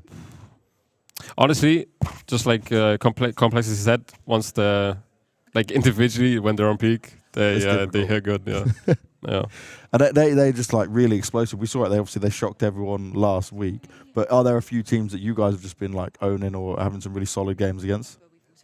That depends on the day, to be honest. Sometimes we're honest, sometimes we're honestly just garbage. But Yeah, it's interesting to play against all the teams, especially like for myself individually playing against top tier teams like Astralis and just seeing how they're trying to like shut me down. It's just interesting to Oh, so you feel like maybe they're trying to bully you a bit? Yeah, I feel like Astralis just bullies teams. It's just in practice, yeah. That's what you do when you're the top of the top, right? You know, it's like you gotta prove, you gotta make me take you seriously here. Yeah. You know, so I accept that. All right. Well, Semmler gets told we got a clip, then we don't have a clip, so we'll wait a little bit longer. We'll keep firing this. Just a moment. So for you, when you're saying like example of Astralis, they're bullying you a little bit, trying to focus down on you. How do you kind of counter that? Is that a good learning curve for you in some ways of like dealing with that kind of aggression and that force from some of the best players? Yeah, it's just learning how to deal with the pressure and just annoying them back. Just going somewhere else, annoying them back, and just learning how to, trying to block you from a certain area. And yeah. At times does it feel like real good when you're like hitting some of these shots against some legendary players, just saying, yeah, okay, look, I can. Yeah, I mean, I have a funny story. Like, just when OG like started talking to me, and like we were at the bootcamp Poland, like I didn't realize like who I'm around with, right? And we're just talking like with the Dota players, right? With the guys in our team right now, and I'm just sitting there like, how did I get to this position? Like, what's happening right now? I'm talking with MBK here, I'm talking with Vada, Alexi, and it's just it's been great. Yeah, you got Big Daddy over there as well on the other side. Yeah, he's a trip. He's a good guy. That's the dreaming for you as well, right? Because many players are sat there thinking, oh, I want to get to that level. I want to be there to able to try and do this. Now you get this shot, and to have those kind of people around you, do you find yourself like learning every day more so than even just when you were playing previously? Yeah, it's just every day is just learning, and especially I took on the new role because I was a hybrid AWPer and I'm an AWPer and I'm playing against the top teams. Yeah. So I've just been put into like essentially the fire, like right in the middle. So yeah, I've just been learning every day, like with the help of like Nathan, Alexi, just everyone's just guiding me along the way, trying to help me. Yeah. Who's the one you hate dueling against the most, and who's the one you like dueling against the most? I don't know, to be honest. Like Na'Vi, like on the Ice Challenge, they were just like Simple was like bullying us, to be honest. So yeah, Simple, I'd say, just generally. And Simple the most, you enjoy playing against Simple the most too? Yeah. I would also say Electronic, because Electronic on the Ice Challenge, he was if you missed, he had a sick tournament throughout, didn't he? So yeah. Didn't even win the tournament, still gets MVP. Well, I'm told that we're done. We're good. Well, thank you very much for your time, man. It's a pleasure talking to you. We're looking forward to see you in the server as well. Good luck. Thank you. Best of luck this week. And that's going to be it from us here today, guys. We are done with the Blast Premier Backstage debate, the great debate that also turned into the great shouting match. But that's going to be it from us here. We also have one interview left, but it will be on our YouTube channel. So go and check it on the YouTube channel. Scrawny and Launders are going to be putting up some content there. And also be sure to check out the website for the tickets for Moscow. So be sure to hop on those because they're going to go quick. But that's going to be it from us here today. And we will see you tomorrow for the matches. Stop the hate. It's all love. Yeah. Moscow, make some noise! This is something special to win here in Moscow. And here it might be 3. Down to the 1v1 and he'll tap the bomb. Gets the kill. Na'Vi 11-11. This is the place you want to be if you're a fan of Counter-Strike. This is where all of the action is going down. Oh, the timing is unbelievable!